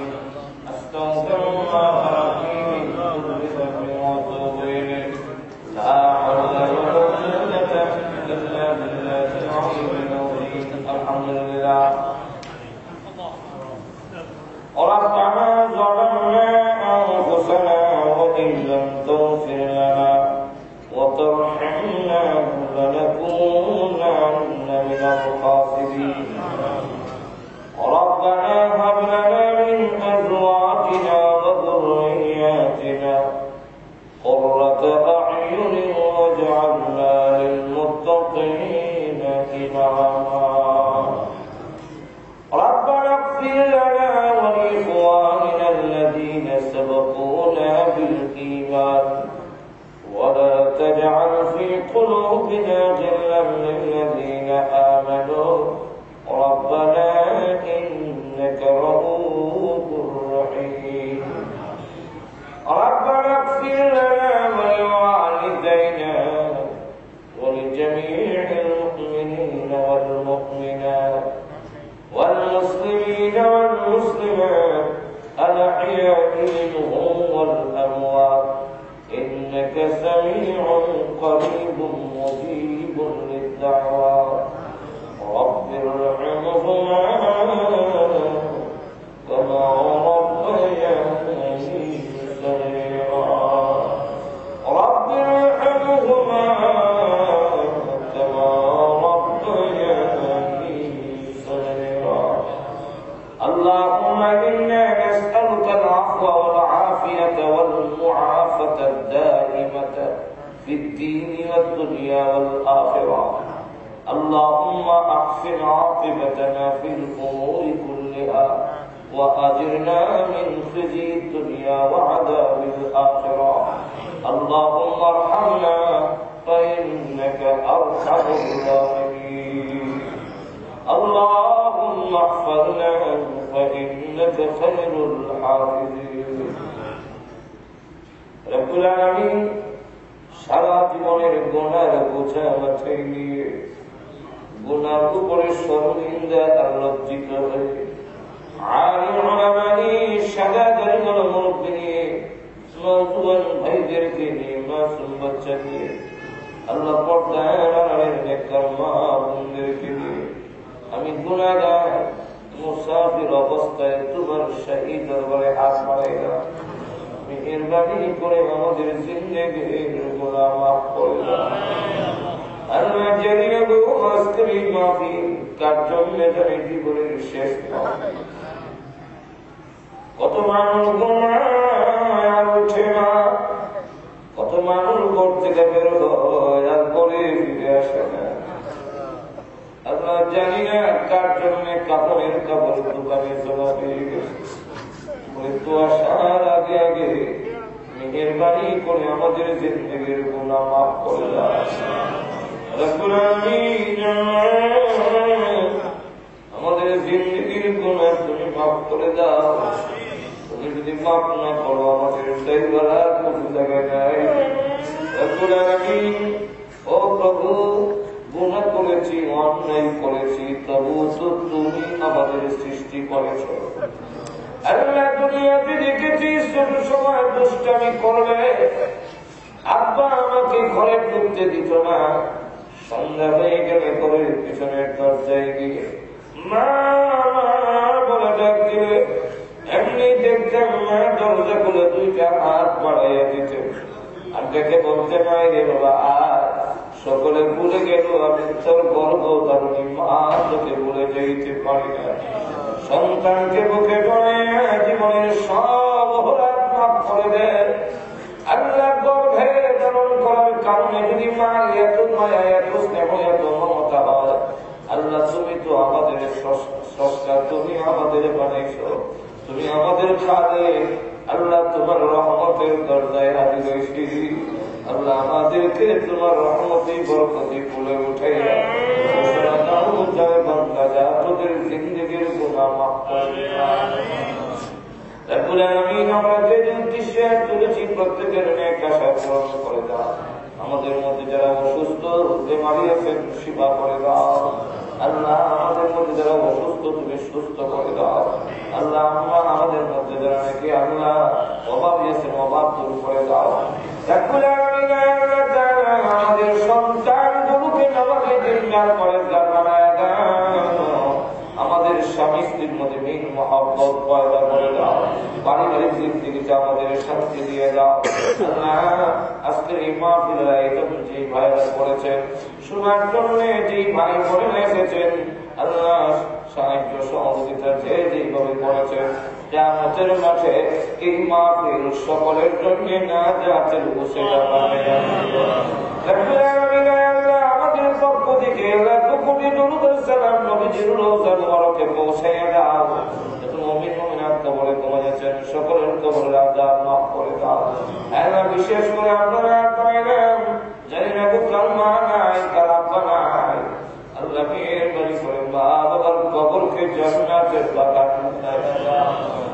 আমাদের দাদা দাদি, নানা নানি, শ্বশুর শাশুড়ি, আত্মীয় স্বজন যে যেখানে আল্লাহ কবরে ঘুমিয়েছেন প্রত্যেকের কবরে জান্নাতের বাগান বানায়া দাও। আল্লাহ এর শাশুড়ি বাংলাদেশে ইন্তেকাল করছেন, আল্লাহ শাশুড়ির কবরে জান্নাতের বাগান এই আল্লাহ কবরের সোয়াব আসান করে দিন। আমরা যে যে আত্মীয় যেখানে ঘুমিয়েছেন সকলের কবরে জান্নাতের বাগান বানায়া দাও। আল্লাহ যারা দুনিয়াতে বেঁচে আছেন তাদেরকে হায়াতে তাইয়্যিবা দাও। আল্লাহ আমাদের সকলকে হারামাইন শরীফাইন বারবার জিয়ারত করার তৌফিক দাও। আল্লাহ যতদিন দুনিয়াতে রাখো তোমার হুকুম তোমার নবীর তরিকা অনুযায়ী জীবন ধারণ করার তৌফিক দাও। যেদিন মরণ দাও ঈমানের সাথে মরণ দিও। আল্লাহ আমাদের জবানে কালিমা শাহাদাত জারি করে দিও।